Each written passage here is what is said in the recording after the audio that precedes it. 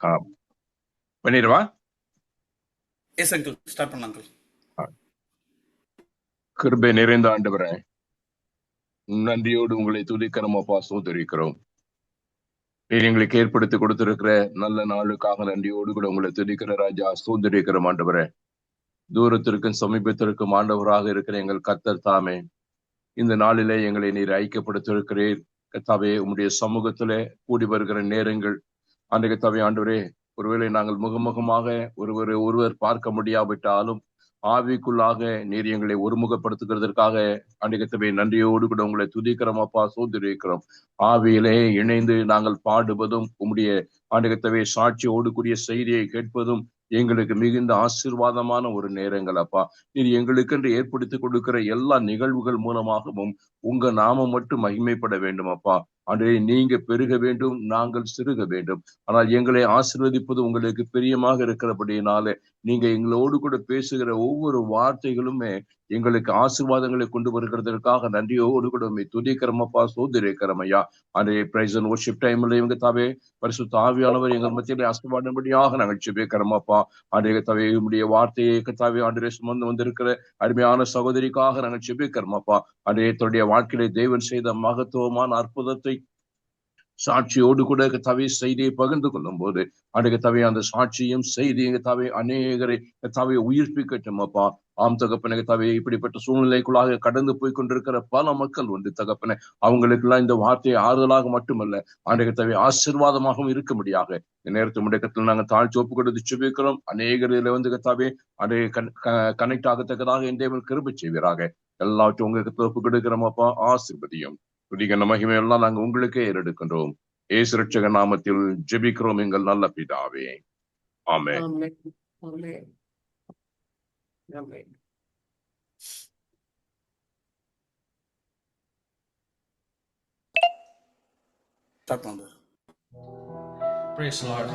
எத்தனை பேர் சொல்லுவீங்க, இம்மட்டுமாய் நடத்தின கர்த்தர் என்னோட உண்டு, இவ்வளோ நாட்கள் என்னை சுமந்த கர்த்தர் என்னோட உண்டு? எத்தனை பேர் சொல்லுவீங்க, கர்த்தர் நல்லவர், கர்த்தர் நல்லவர்? அவர் ஏற்படுத்தின இந்த ஆராதனை வேலை நம்ம செய்த பாக்கியம், அவரை ஆராதிக்க கிடைத்த இந்த பாக்கியம் அதை சொல்ல முடியாது. எத்தனை பேர் நம்புறீங்க, நம்ம ஆராதிக்கிற இந்த வேலையில கர்த்தர் இடைப்படுவார்? நம்ம ஆராதிக்கிற இந்த வேலையில எரிகோ மலைகள்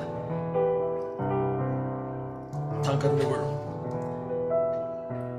கர்த்தர் யோசுவாக்கும் இஸ்ரவேல் மக்களுக்கும் சொன்னது, நீங்க 6 நாள் சுற்றி வாங்க எரிகோ மலை. The only thing they had is the covenant of God, the ark of God. ஆனா 7வது நாள் கம்பீரத்த சத்தத்தோட, with a loud voice of praise, அந்த trumpet sound கேட்டவன ஒரு கம்பீரத்த ஒரு சத்தம், இங்கிலீஷ்ல சொல்லுது a loud sound, shout of worship நடக்கும் போது என்ன ஆச்சுன்னா எரிகோ மலை தகர்ந்து விழுந்தது. நம்மளோட வாழ்க்கையில 6 நாள் கர்த்தரோட வார்த்தையை பிடித்து, கர்த்தரோட ப்ராமிசஸை பிடித்து நடந்து வந்திருக்கிறோம். இன்னைக்கு இந்த வேலையில நம்ம ஆராதிக்கிற நேரத்துல எத்தனை பேர் சொல்ல முடியும், என்னோட எரிகோ முதல் இன்னைக்கு தகர்ந்து விட போகுது? கர்த்தரை நோக்கி, எப்பா நீ பெரியவர் ராஜா, நீர் உன்னது மகத்துவம் உள்ளவர் அப்பா, உம்மை ஆராதிக்க வந்திருக்கிறோம். நான் நம்புகிறேன், நம்ம ஆராதிக்கிற வேலையில நம்மளோட சூழ்நிலைகள்ல இருக்கிற எரிகோவை மாற்றுவாரு. ஆனா அதற்கு முன்னாடி நம்மளுக்கு உள்ள, நம்ம உள்ளார்ந்த மனுஷனுக்குள்ள இருக்கிற எரிகோவை மாற்றுவார். There will be a transformation. எத்தனை பேர் நம்புறீங்க? As we worship him, as the Holy Spirit moves, there will be a transformation within us. நம்மளோட ஃபேமிலியில, நம்மளோட சில்ட்ரன்ல, நம்மளோட மினிஸ்ட்ரியில he is going to transform.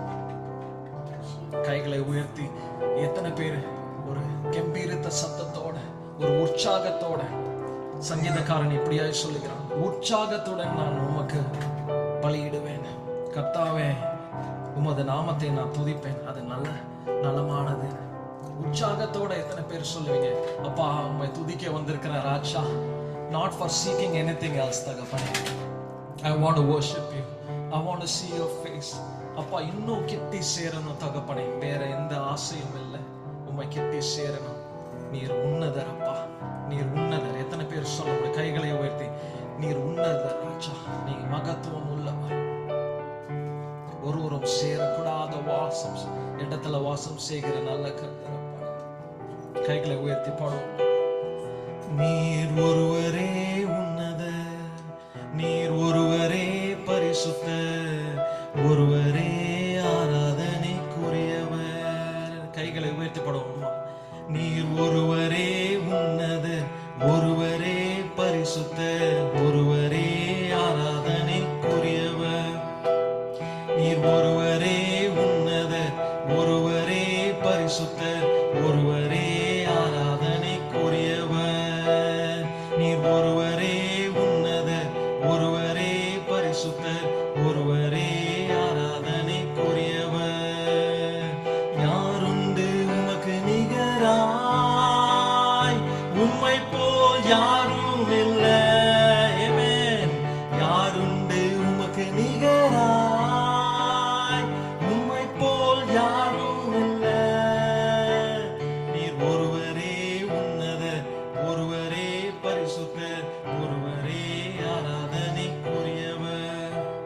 நீர் ஒருவரே உன்னதர், ஒருவரே பரிசுத்தர், ஒருவரே ஆராதனைக்குரியவர். போற்றப்படத்தக்கவர் நீரே, புகழப்படத்தக்கவர் நீரே. போற்றப்படத்தக்கவர் நீரே, புகழப்படத்தக்கவர் நீரே.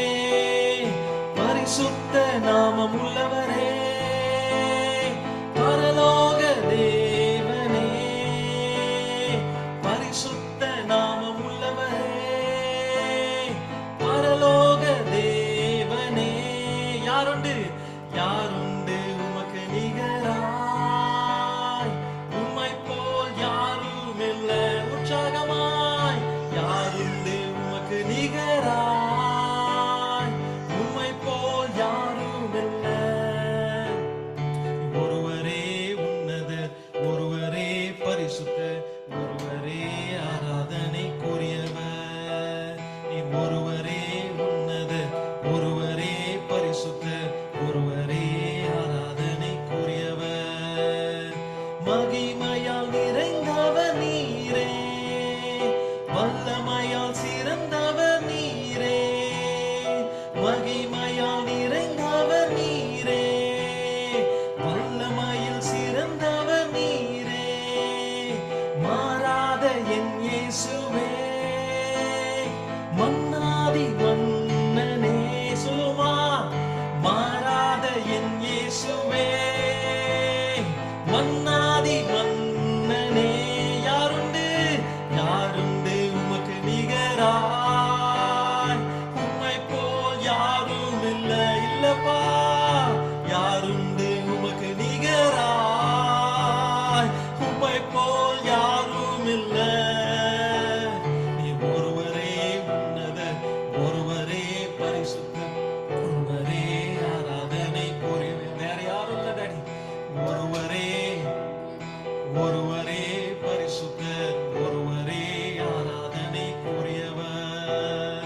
சேனைகளின் கர்த்தரும் நீரே, செயல்களில் வல்லவர் நீரே.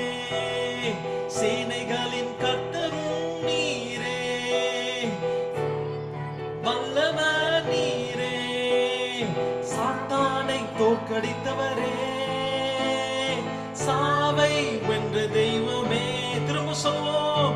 சாத்தானை தோற்கடித்தவரே, சாவை வென்ற தெய்வமே. யாருண்டு, யாருண்டு உமக்கு நிகராய், உம்மை போல் யாரும் இல்லை. யாருண்டு உமக்கு நிகராய், உம்மை போல் யாரும் இல்லை. ஒருவரே உன்னதர், ஒருவரே பரிசுத்தர், ஒருவரே ஆராதனைக்குரியவர். ஒருவரே, நீங்கப்பா எலிஷா, ஒருவரே ஆராதனைக்குரியவர். திரும்ப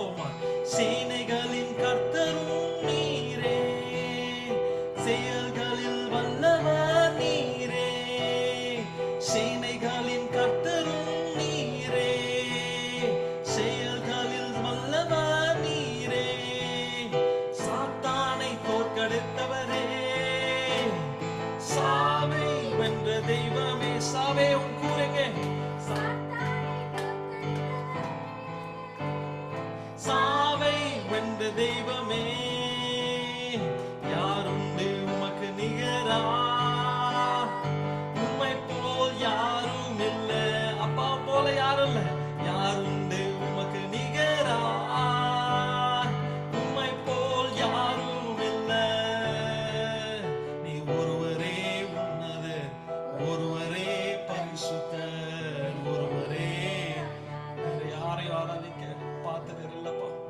நீர் ஒருவரே உன்னதர். நீங்க தான்ப்பா.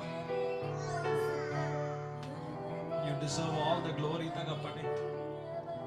நீர் ஒருவரே உன்னதர். நீங்க தான்ப்பா பார்த்தது. எங்களோட ஆராதனையில வாசம் செய்கிற தேவன் நீங்க மட்டும்தான் தகப்பனே. நன்றி செலுத்துகிறோம்ப்பா. உம்மை உயர்த்துகிறோம், உம்மை உயர்த்துகிறோம்ப்பா. சங்கீதக்காரன் இப்படியாய் சொல்லுகிறான். சங்கீதம் 57:2 எனக்காய் யாவற்றையும் செய்து முடிக்கிற தேவனாகிய உன்னத தேவனை நோக்கி கூப்பிடுவேன். அதோட இங்கிலீஷ் வெர்ஷன் இப்படியா சொல்லும். God Almighty, God Almighty, let your purpose be filled in my life. என்னன்னா, தாவீது சவுல் துரத்தும் போது உயிருக்கு பயந்து ஓடுகிற வேலையில நானா இருந்தா சொல்லியிருப்பேன், தகப்பனே அடுத்தது என்ன செய்யணும், நான் எங்க போகணும், நான் எங்க மறையணும், எனக்கு ஒரு ஒத்தாசத்தை, என்னை காப்பாற்ற ஒரு வழியை காட்டுங்க. ஆனா தாவீது சொல்லுங்க, உங்களோட சித்தம் என்னப்பா என்னோட வாழ்க்கையில, உங்களோட சித்தம் என்ன ராஜா,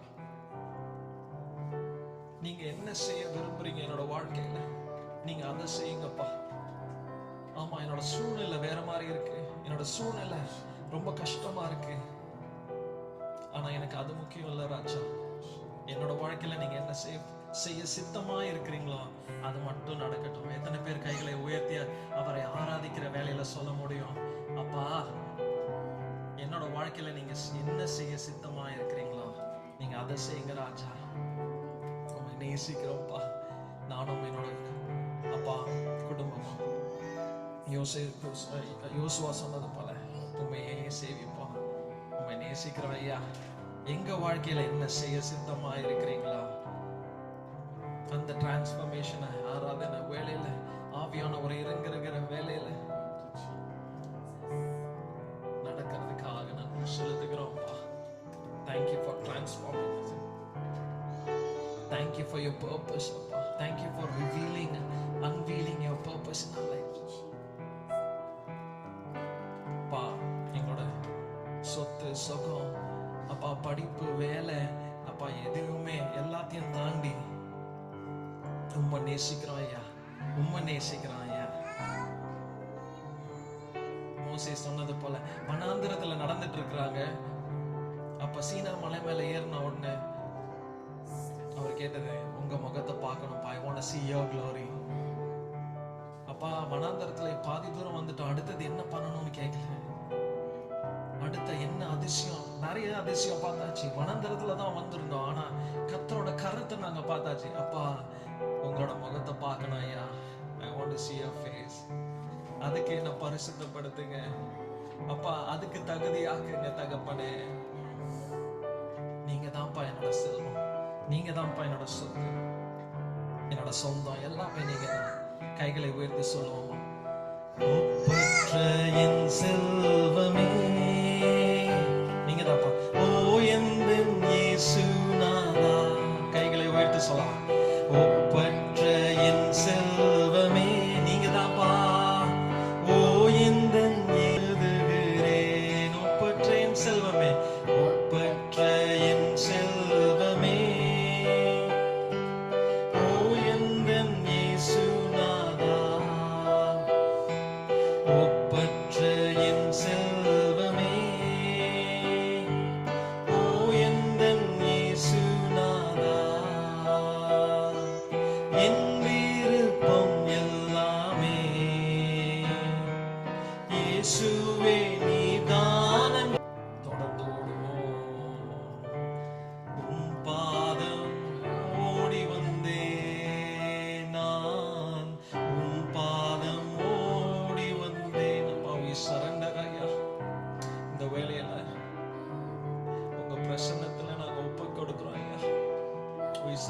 ourselves. எங்களோட சித்தம் இல்லை, எங்களோட சுயம் அல்ல, எங்களோட மாமிசம் அல்ல ஐயா. நீங்க ஆட்கொள்ளுவீராக. எனக்குள்ள இருக்கிற அப்பா ஆவியானவர் நீங்க ஆளுகை செய்வீராக தகப்பனே. நேசிக்கிறோம் ஐயா. We love you, Jesus. நன்றி செலுத்துகிறோம். எல்லாரும் கர்த்தரை நோக்கி சொல்லுவாப்பா, நீங்க அசைவாடுங்கப்பா. ஆவியானவரே, ஆவியான தெய்வமே அசைவாடுங்க. நீங்க அசைவாடுப்பா. எங்களோட வாழ்க்கையில நாங்க இப்ப இருக்கிற இந்த வேலையில வாஞ்சையா இருக்கிறவங்க மேல நீங்க உங்களோட தண்ணீரை ஊற்றுவேன்னு சொல்லி இருக்கிறீங்களே. the water, the living water ஐயா, நீங்க ஊற்றுங்க ராஜா. கைகளை உயர்த்தி சொல்லுங்க. அசைவாடும், அசைவாடும் ஆனல் ஊற்றும். Let there be அசைவாடும், அசைவாடும். அப்பா நீங்க இப்ப அசைவாடுங்க. ஆனல் ஊற்றும், அசைவாடும். அப்பா செத்து போன அப்பா, all the dead bones let it rise. தகப்பனே, ஜீவன தேவன் அப்பா நீங்க இறங்கி வந்து மறைத்து போன எல்லா இடங்களிலையும் உங்களோட ஜீவ நீரூற்று நீங்க ஊற்றுகிறதுக்காக நன்றி. கைகளை உயர்த்தி சொல்லுங்க. அசைவாடும், அசைவாடும் ஆனல் ஊற்றும், அசைவாடும், அசைவாடும், அசைவாடும் ஆவியானவரே, அசைவாடும் ஆனந்தமே உம் சமூகமே.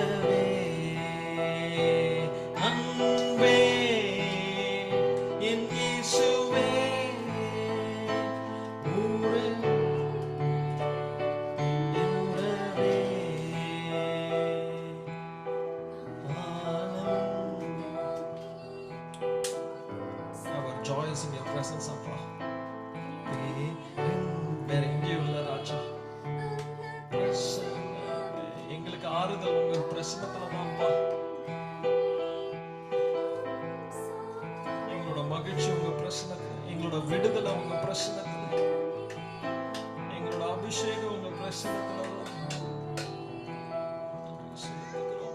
நன்றி செலுத்துகிறோம். கர்த்தரை ருசித்து பார்த்தார்கள் சொல்ல முடியுமா?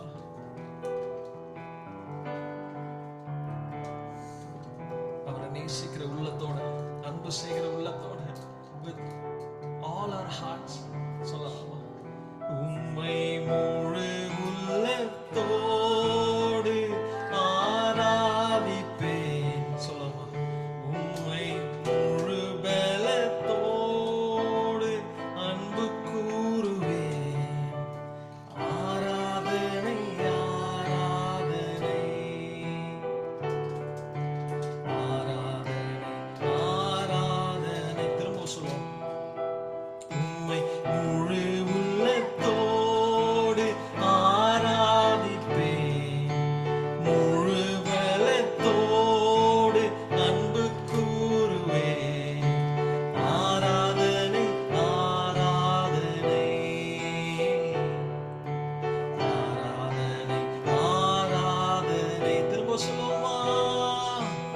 ஆராதனை ஆராதனை ஆராதனை ஆராதனை. எபினேசரே எபினேசரே எபினேசரே, இதுவரையில் உதவி நீரே. எபினேசரே எபினேசரே, இதுவரையில் உதவி நீரே. இதுவரையில் உதவி நீரே. உம்மை முழு உள்ளத்தோடு ஆராதிப்பேன். முழு பலத்தோடு அன்பு கூறுவேன். ஆராதனை ஆராதனை ஆராதனை ஆராதனை ஆராதனை ஆராதனை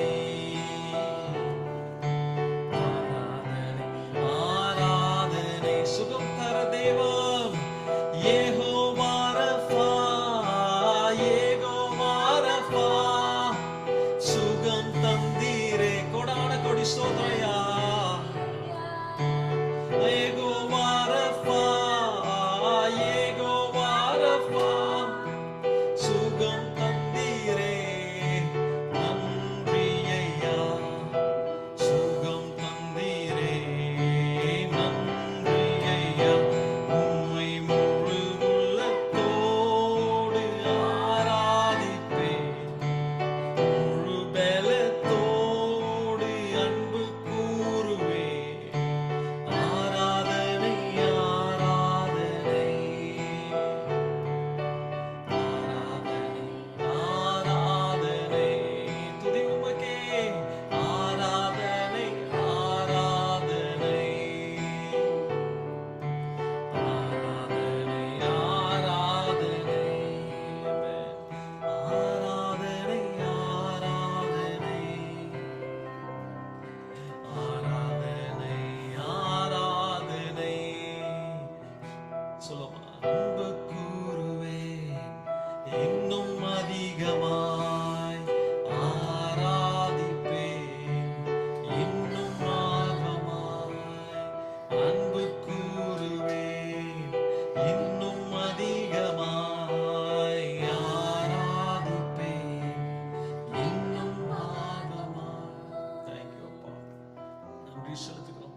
நன்றி செலுத்துகிறோம் ஐயா. அசைவாடுகிற தெய்வமா இருக்கிறதுக்காக நன்றி செலுத்துகிறோம். விடுதலை கொடுக்கிற தெய்வமா இருக்கிறதுக்காக நன்றி செலுத்துகிறோம். பிணியை அப்பா எங்க கிட்ட இருந்து நீக்கிற தெய்வமா இருக்கிறதுக்காக, சுகம் கொடுக்கிற தெய்வமா இருக்கிறதுக்காக நன்றி செலுத்துகிறோம். ஆறுதலின் தெய்வமா இருக்கிறதுக்காக உம்மை ஸ்தோத்தரிக்கிறோம் அப்பா. விடுதலையின் நாயகனாக இருக்கிறதுக்காக உம்மை ஸ்தோத்தரிக்கிறோம். யெகோவா நிசி ஜெயம் தருகிற தேவனா இருக்கிறதுக்காக உம்மை ஸ்தோத்தரிக்கிறோம் அப்பா. நன்றி செலுத்துகிறோம். நன்றி செலுத்துகிறோம். ஒரு புது ஆரம்பத்தை கொடுக்கிற தேவனா இருக்கிறதுக்காக நன்றி செலுத்துகிறோம்.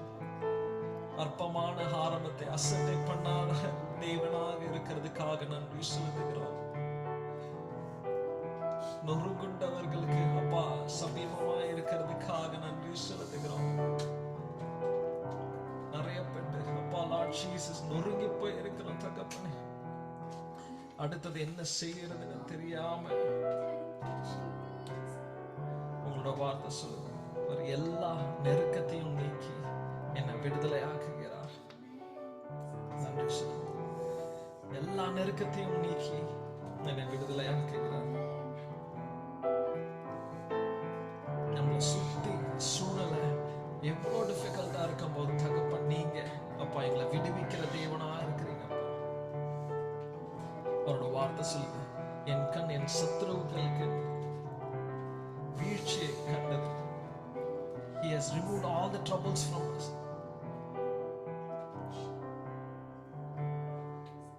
நன்றி செலுத்தும். யெகோவா எலிஷா பெரிய காரியங்கள், அதிசயமான காரியங்களை நீங்க செய்கிறதுக்காக நன்றி செலுத்துகிறோம். உனக்கு அது லேசான காரியம் தகப்பனே.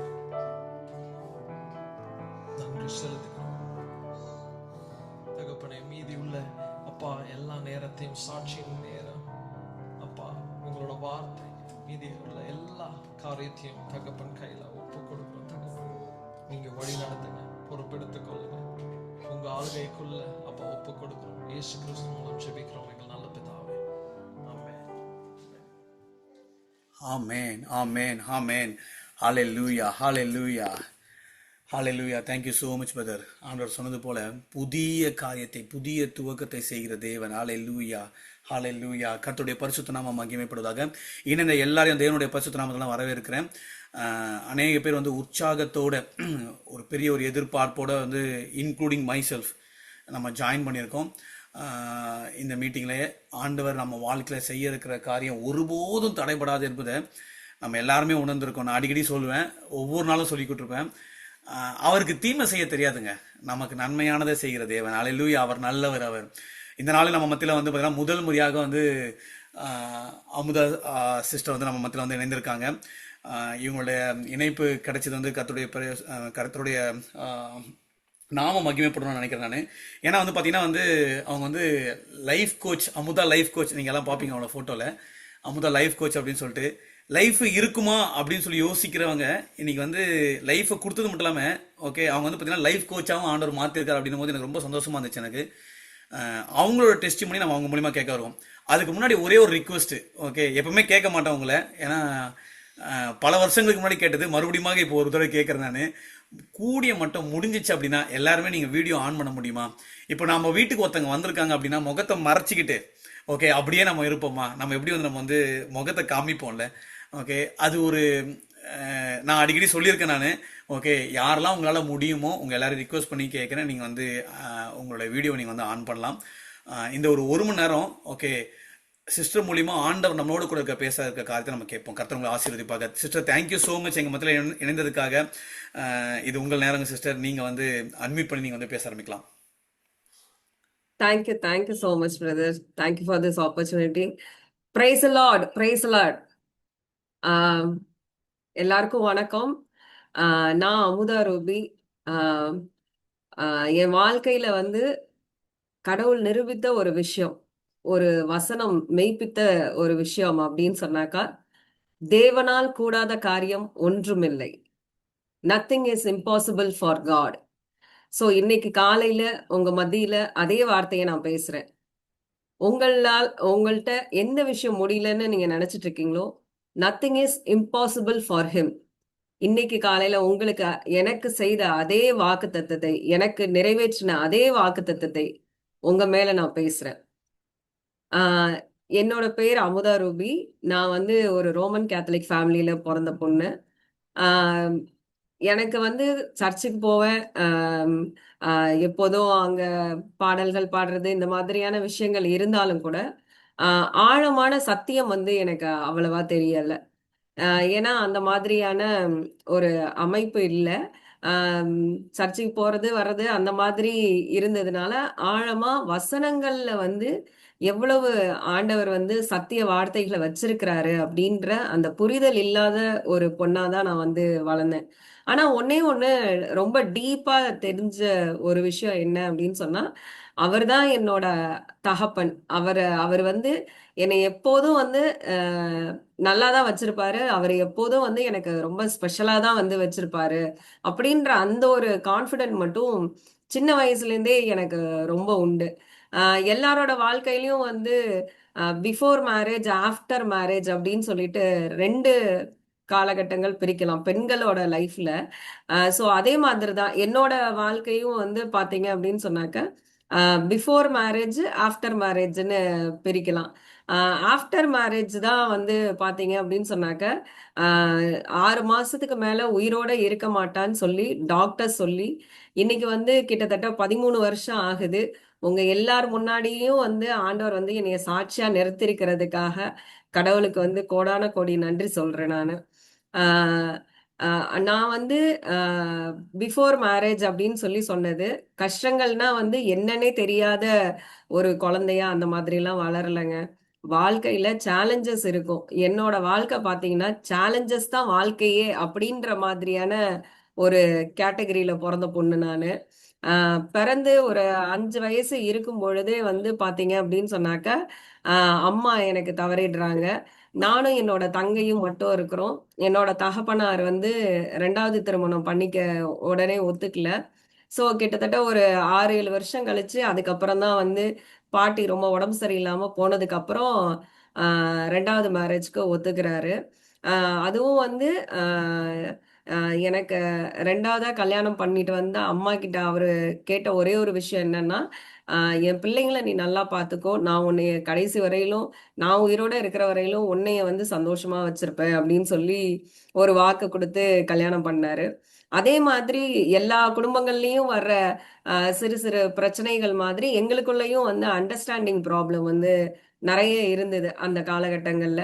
ஏன்னா நான் வந்து ஒரு 2 கட்டா வயசுல இருந்தேன். எனக்கு அப்போ வந்து ஒரு 12 வயசு அந்த மாதிரி இருந்தது.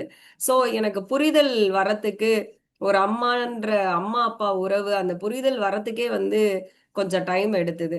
ஸோ அதுல வந்து நெறைய சின்ன வயசுல மனகாயங்கள் அந்த மாதிரிலாம் வந்து ஏக்கச்சக்கமா இருந்தது. அதுக்கப்புறம் வந்து நல்ல அது ஒரு தம்பி பொறந்தான். அதுக்கப்புறம் ஒரு தங்க பொறந்தா. அப்புறம் வந்து அப்பா வந்து வெளியூருக்கு ட்ரான்ஸ்ஃபர் ஆனாரு. ஸோ என்னோட அ என்னோட ரெஸ்பான்சிபிலிட்டி அந்த இடத்துல நான் எடுக்க வேண்டியதா இருந்தது.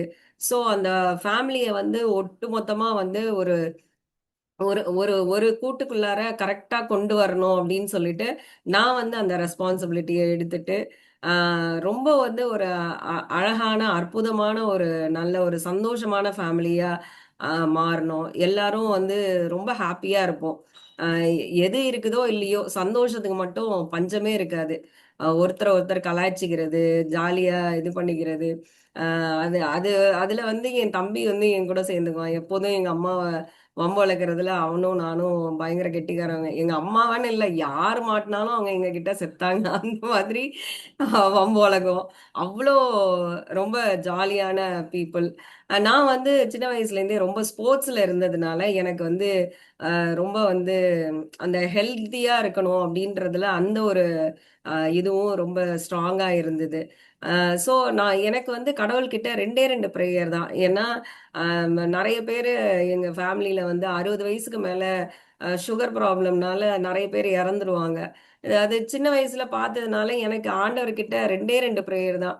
ஆண்டவரே என்ன வந்து ஒரு புத்தியுள்ள மனுஷியா நீங்க அ வச்சிருக்கணும். இன்னொன்னு நான் நல்ல ஆரோக்கியம் உள்ளவளா இருக்கணும். எனக்கு இந்த 2 பிரேயர் தான். லைஃப் லாங் வந்து எனக்கு இது 2 மட்டும் இருந்தா போதும். இதுதான் என்னோட பிரேயரா இருந்தது. நாட்கள் கடந்து ஓடுனுச்சு. நானும் காலேஜ் வந்தேன். அப்பாவுக்கு வந்து கொஞ்சம் உடம்பு சரியில்லாம அப்படி போயிட்டு இருந்தது. கரெக்ட்டா நான் காலேஜ் முடிச்சு, அ வேலையில ஜாயின் பண்ணி, என்னோட ஃபர்ஸ்ட் மந்த் சேலரியில ஒரு ஸ்கூட்டி வாங்கி அப்பாவ அதுல உட்கார வச்சு அழைச்சிட்டு போகணும். அதுதான் என்னோட நீண்ட நாள் கனவா இருந்தது. ஏன்னா எங்க அப்பா வந்து ரொம்ப கஷ்டப்பட்டவரு. 8 கூட பிறந்தவங்க 8 பேர். அவங்களோட பிறந்ததுனால எல்லா பொறுப்புகளும் அவருக்கு நிறைய இருந்ததுனால அவர் ரொம்ப தனக்குன்னு செலவழிச்சு அந்த மாதிரி பார்த்திராத ஒரு ஆளு.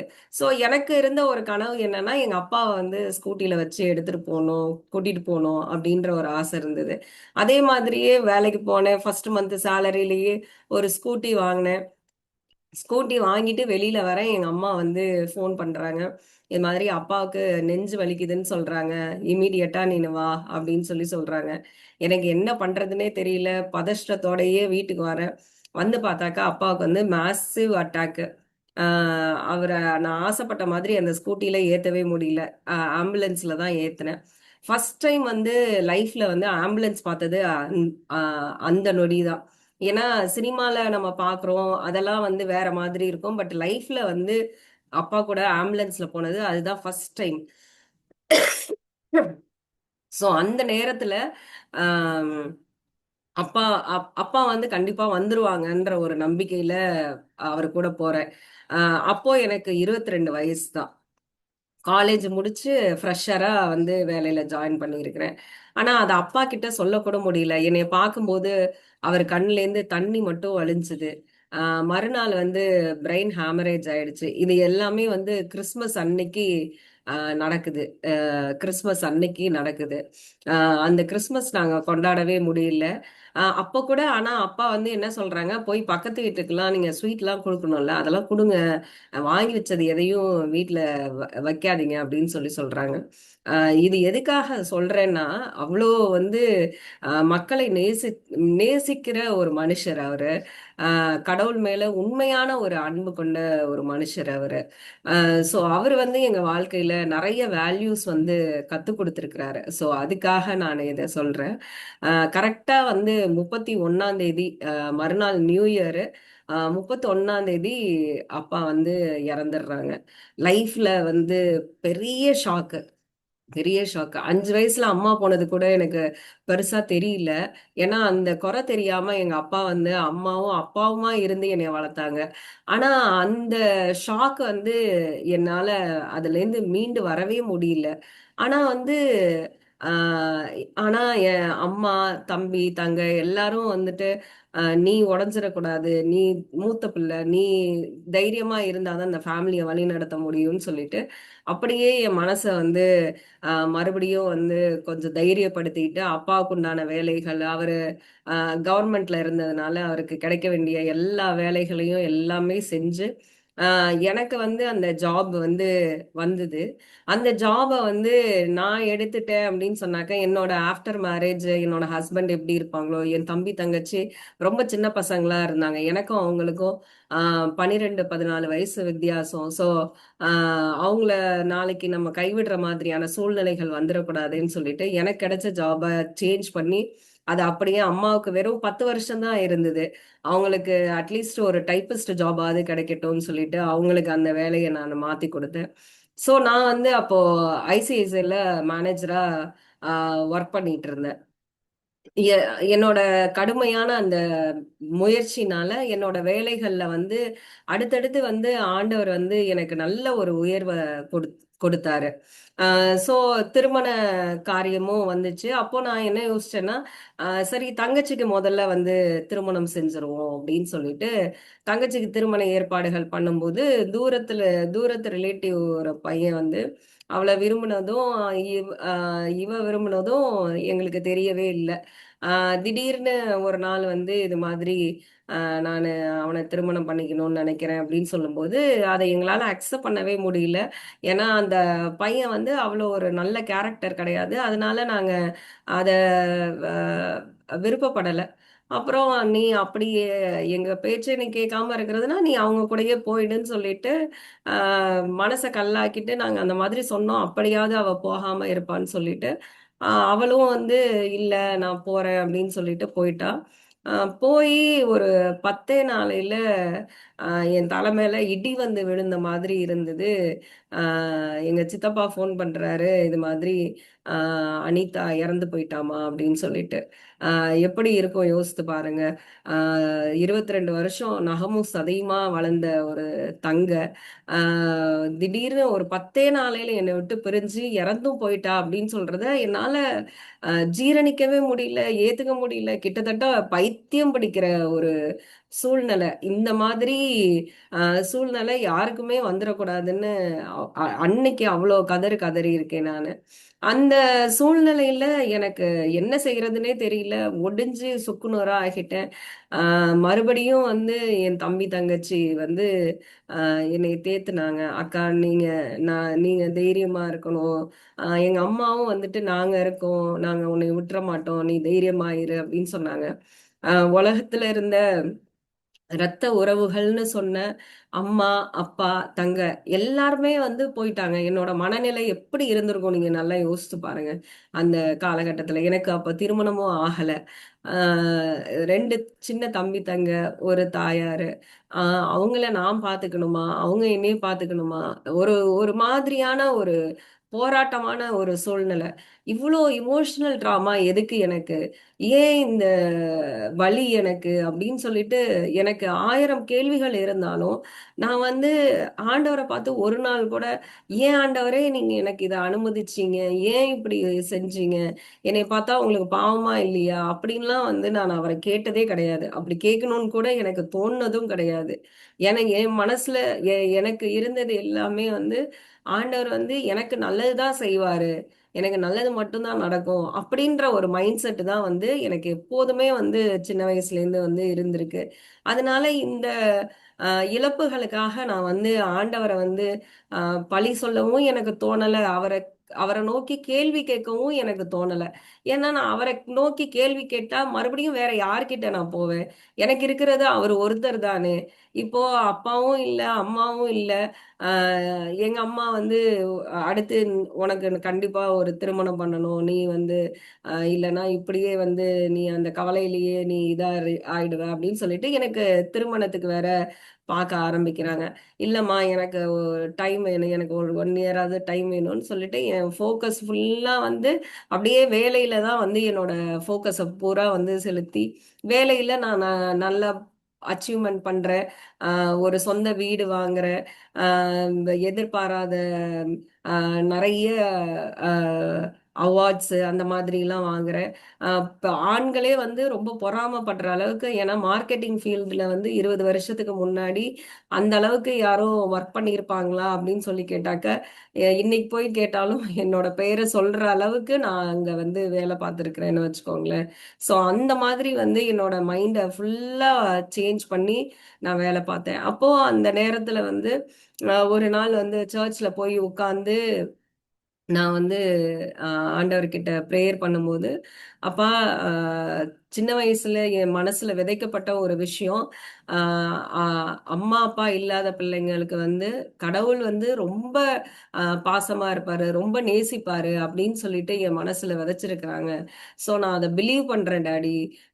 நீங்க எனக்கு எனக்கு நீங்க தகப்பனா இருந்து எனக்கு வந்து நீங்க என்ன என்னோட வாழ்க்கையை நீங்க எனக்கு நல்லபடியா அமைச்சு கொடுப்பீங்கன்னு நான் பிலீவ் பண்றேன் அப்படின்னு சொல்லி நான் சொல்றேன். சொல்லி ப்ரேயர் பண்ணிட்டு நான் வரேன். அதுக்கப்புறம் ஒரு நிறைய ஃபேமிலி வந்து பார்த்துட்டு போனாங்க. எனக்கு வந்து யாரோட யாரோடையுமே அந்த ஒரு கனெக்ஷன் வந்து ஏற்படவே இல்லை. அதுக்கப்புறம் கடைசியா வந்து என்னோட கணவர் ஃபேமிலி வந்து என்னை சர்ச்சில் வந்து பார்க்கணும் அப்படின்னு சொல்லி ஆசைப்பட்டாங்க. நாங்களும் வந்து சர்ச்சில் போய் பார்க்குறோம். சர்ச்சில் பார்க்கறதுக்கு முன்னாடி என்னோட ப்ரேயர், நான் தூங்கி எழுந்திருக்கும் போது என்ன ஒரு கனவு வந்தது அப்படின்னு சொன்னாக்க, ஒரு ஃபேமிலி, ஒரு அப்பா அம்மா கையோட என்னோட கையை வந்து ஆண்டவர் வந்து கரம் பிடிச்சு கொடுக்குற மாதிரி எனக்கு ஒரு கனவு வந்துச்சு. அது வந்து ஒரு திவ்ய நற்கருணை பீடம். அது வந்து சர்ச்சஸ்ல, ரோமன் கேத்தலிக் சர்ச்சஸ்ல எல்லாம் இருக்கும், அந்த பீடம் வந்து இருக்கும். ஸோ அதை வந்து ஒரு சிம்பிளா காட்டி எனக்கு அந்த கனவு வருது. நான் தூங்கி எழுந்து வந்தோடனே எங்க அம்மாட்ட சொல்றேன், அம்மா எனக்கு என்னவோ, நான் போட்டோ எதுவுமே பார்க்கவே இல்லை, எனக்கு என்னவோ இந்த திருமணம் வந்து நடந்துரும்னு தோணுதுமா அப்படின்னு சொல்லிட்டு வரேன். எங்க அம்மாலாம் முன்னாடியே போயிட்டாங்க. நான் மட்டும் கொஞ்சம் லேட்டா கிளம்பி வந்து சர்ச்சில் வந்து ப்ரேயர் பண்றேன். ஆண்டவரே, இது வந்து உமக்கு சித்தமானா 2 பேருக்கு பிடிக்கிறது மட்டும் இல்லாம 2 குடும்பத்துக்கும் பிடிக்கணும். 2 குடும்பத்துக்கும் பிடிச்சிருந்தா அதை உங்களோட சித்தம்னு நான் எடுத்துக்கிறேன் அப்படின்னு சொல்றேன். அதே மாதிரியே வந்து 2 குடும்பத்துக்கும் பிடிச்சிருது. 2 குடும்பத்துக்கும் கல்யாணம் ஓகே ஆகி 2 பேருக்கும் திருமணம் நடந்துருது. என்னோட வாழ்க்கையில வந்து நான் வந்து ஃபர்ஸ்ட் ஹாஃப் என்னோட பிஃபோர் மேரேஜ் வந்து நிறைய லாசஸ் என் வாழ்க்கையில வந்து நடந்ததுனால என்னோட எதிர்பார்ப்பு எல்லாமே வந்து என்னோட திருமணத்தை நோக்கியே வந்து இருக்குது. என்னோட துன்ப காலம் எல்லாமே வந்து எனக்கு முடிஞ்சிருச்சு. இதுக்கப்புறம் வந்து என் லைஃப்ல துன்பமே இல்லை. எல்லாருமே அப்படி சொல்லுவாங்க இல்லையா, ஒரு பாதியில நம்ம பட வேண்டிய கஷ்டம்லாம் பட்டுட்டோம்னா இன்னொரு பாதி போனோம்னா நம்ம வாழ்க்கை வந்து ரொம்ப நல்லா சந்தோஷமா ஆயிடும் அப்படின்னு சொல்லிட்டு அதே ஒரு மனநிலையில தான் வந்து திருமண வாழ்க்கைக்கு போறேன். திருமண வாழ்க்கைக்குள்ள போகும்போது நம்ம ஏற்கனவே இங்க வந்து ஏகப்பட்ட பெயின் பாடிஸோட இருக்கிறோம். அங்க வந்து அங்க இருக்கிற ஆணுக்கு வந்து அவங்களுக்கு என்னென்ன பெயின் பாடிஸ் இருக்கு, அவங்களுக்கு என்னென்ன சைல்ட்ஹுட் ட்ராமாஸ் இருக்கு, எதுவுமே நமக்கு தெரியவே தெரியாது. இன்னைக்குதான் வந்து நிறைய இந்த inner childhood dramas, inner pain இதெல்லாம் வந்து நிறைய இன்னைக்குதான் வந்து நம்ம நிறைய சைக்கலாஜிக்கலா பேசுறோம். ஆனா அன்றைய காலகட்டத்துல அதை பத்தி பேசுறதுக்கும் அதை பத்தி சொல்லிக் கொடுக்கறதுக்கும் அந்த மாதிரி நமக்கு சர்ச்சஸும் இல்ல, நம்மளை சுத்தின பெரியவங்களும் இல்ல, அந்த மாதிரி ஒரு கம்யூனிட்டியுமே இல்லாத ஒரு காலகட்டம் அது.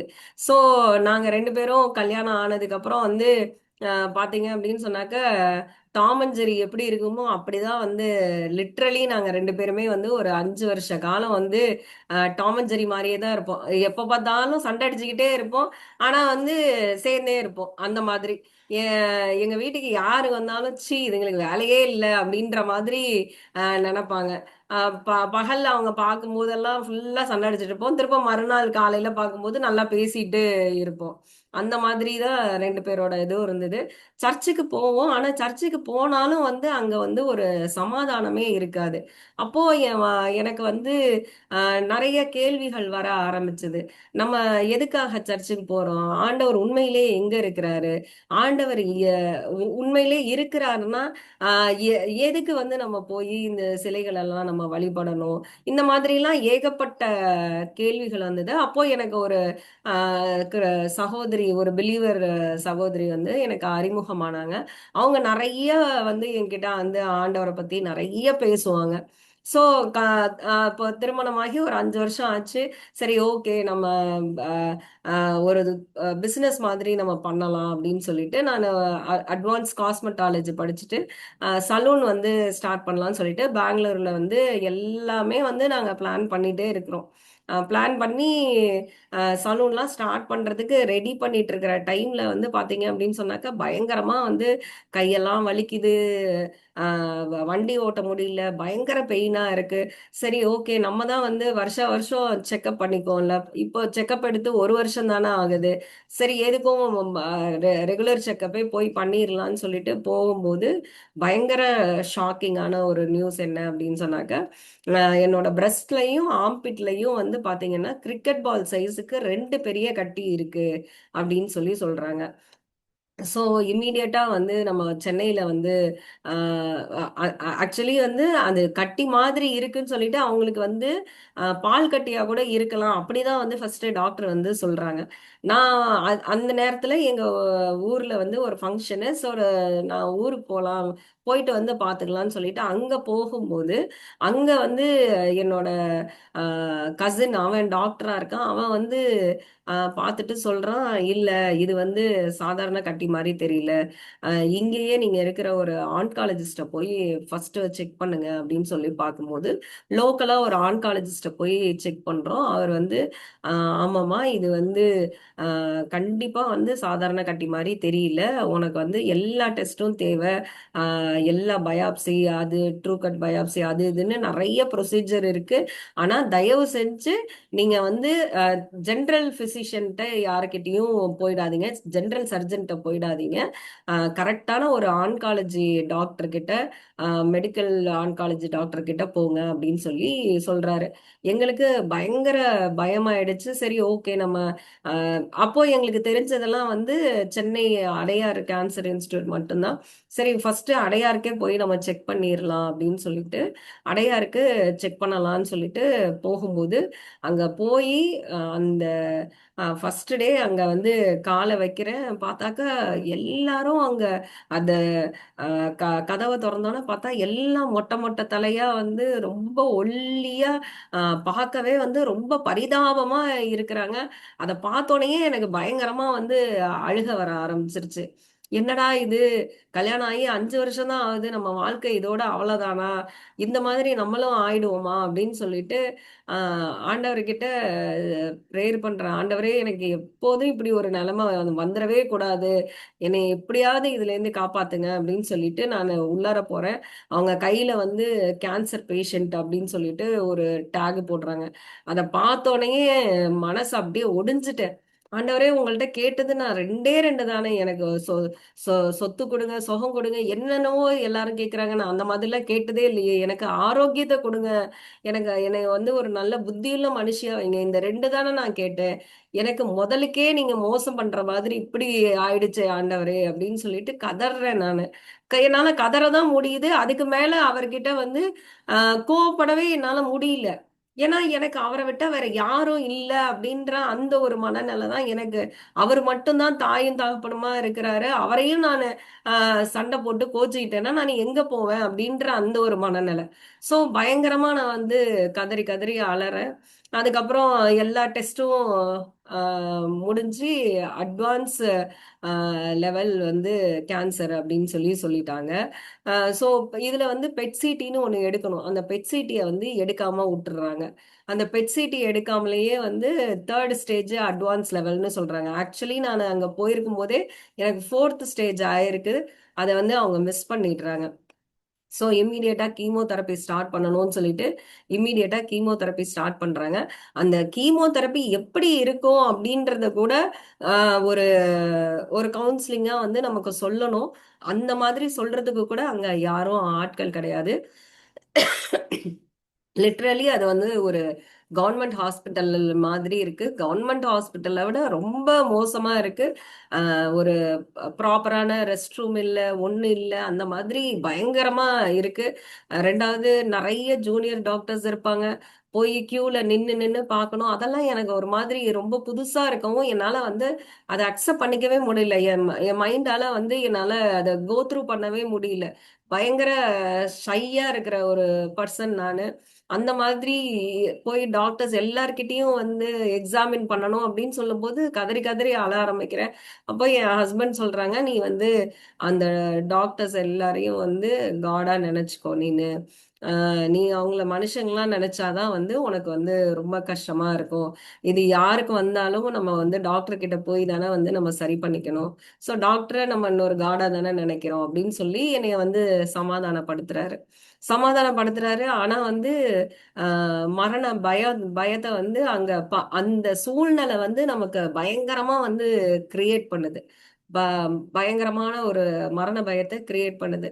பார்த்தாக்க ஒவ்வொரு நாளும் போயிட்டு வர்றதுக்கு தகுந்த மாதிரி கம்ப்ளீட்டா வீடு எல்லாத்தையும் வந்து ஷிஃப்ட் பண்ணி சென்னைக்கு வந்துடுறோம். சென்னை வேளச்சேரி வேளச்சேரி கிட்ட வந்துட்டு சரி, கொஞ்சம் அடையாருக்கும் வேளச்சேரிக்கும் பக்கமா நம்ம வந்து போயிட்டு போயிட்டு வந்துக்கலாம் அப்படின்னு சொல்லிட்டு என்னோட அம்மா, தம்பி, தங்கச்சி எல்லாரும் எனக்காக ஆஹ் ம- எங்க அம்மா ஜாப வந்து லீவ் போட்டுட்டு மொத்தமா வந்துடுறாங்க. ஒரு மாதிரி மொத்த குடும்பமுமே வந்து கொலாப்ஸ் ஆகி போய் நிக்குது. என் ஹஸ்பண்டுக்கு வந்துட்டு அதுவரையிலும் சண்டை போட்டுக்கிட்டே இருந்தவரு டோட்டலா வந்து வேற ஆளா மாறிடுறாரு. நான் வந்து எனக்கு வேலை இருந்தாலும் இல்லைனாலும் எனக்கு அது முக்கியம் இல்லை, நீ தான் முக்கியம் அப்படின்னு சொல்லிட்டு பரவாயில்ல, எனக்கு வேலை போனாலும் அதை பத்திலாம் நான் கவலைப்படலை, நம்ம பார்த்துக்கலாம், எப்படி இருந்தாலும் பார்த்துக்கலாம் அப்படின்னு சொல்றாரு. அங்க வந்து ஆண்டவர் வந்து தேவ தயவு வந்து அவர் மேல பேசப்பட்டு அங்க அப்போ இருந்த அவரோட மேனேஜர் வந்து அவர்கிட்ட வந்து பரவாயில்ல, நீ ஒர்க் அட் ஹோம் பாரு. அதுதான் ஃபர்ஸ்ட் டைம் வந்து ஒர்க் அட் ஹோம் வந்து அந்த ஆப்ஷனை வந்து கிரியேட் பண்ணி கொடுக்குறாரு. கொடுத்து நீ உன் மனைவியை பாரு, அதுக்கப்புறம் மத்ததெல்லாம் பாத்துக்கலாம். ஆனா என்ன, பெருசா வந்து சேலரி ஹைக் எதுவும் கிடைக்காது, ப்ரொமோஷன் எதுவும் கிடைக்காது. ஆனா நீ வந்து வேலையில இருக்கலாம், அவ்வளவுதான் அப்படின்ற மாதிரியான ஒரு சூழ்நிலை. இங்க வந்தாச்சு. என்னதான் வந்து எங்களுக்கு வந்து இன்சூரன்ஸ் மினிமமா இருந்தாலும் கூட ஒரு ஒரு ஒரு ஒரு மாசத்துக்குரிய அவரோட சேலரி வந்து ஒரு இன்ஜெக்ஷனுக்கு தான் வந்து சரிப்பட்டு வரும். ஸோ மொத்தமா இப்போ என் அம்மா தம்பி தங்கச்சி எல்லாரும் என்னோட சப்போர்ட்டுக்காக வந்து இருக்கிறாங்க. மொத்த ஃபேமிலியுமே வந்து ஆஹ் மனசொடிஞ்சு போய் இருக்கிறாங்க. அப்போ நாங்க நானும் என் ஹஸ்பண்டும் வந்து என்னோட இந்த கேன்சர்ல இருந்து வெளிவந்தவங்க யாராவது நமக்கு தெரிஞ்சவங்க இருக்கிறாங்களா அப்படின்னு சொல்லிட்டு என்னோட கிளைண்ட் ஒருத்தவங்க, அவங்களோட மிஸ்ஸஸ் வந்து யூட்ரஸ் கேன்சர்ல இருந்து வெளியில வந்திருந்தாங்க.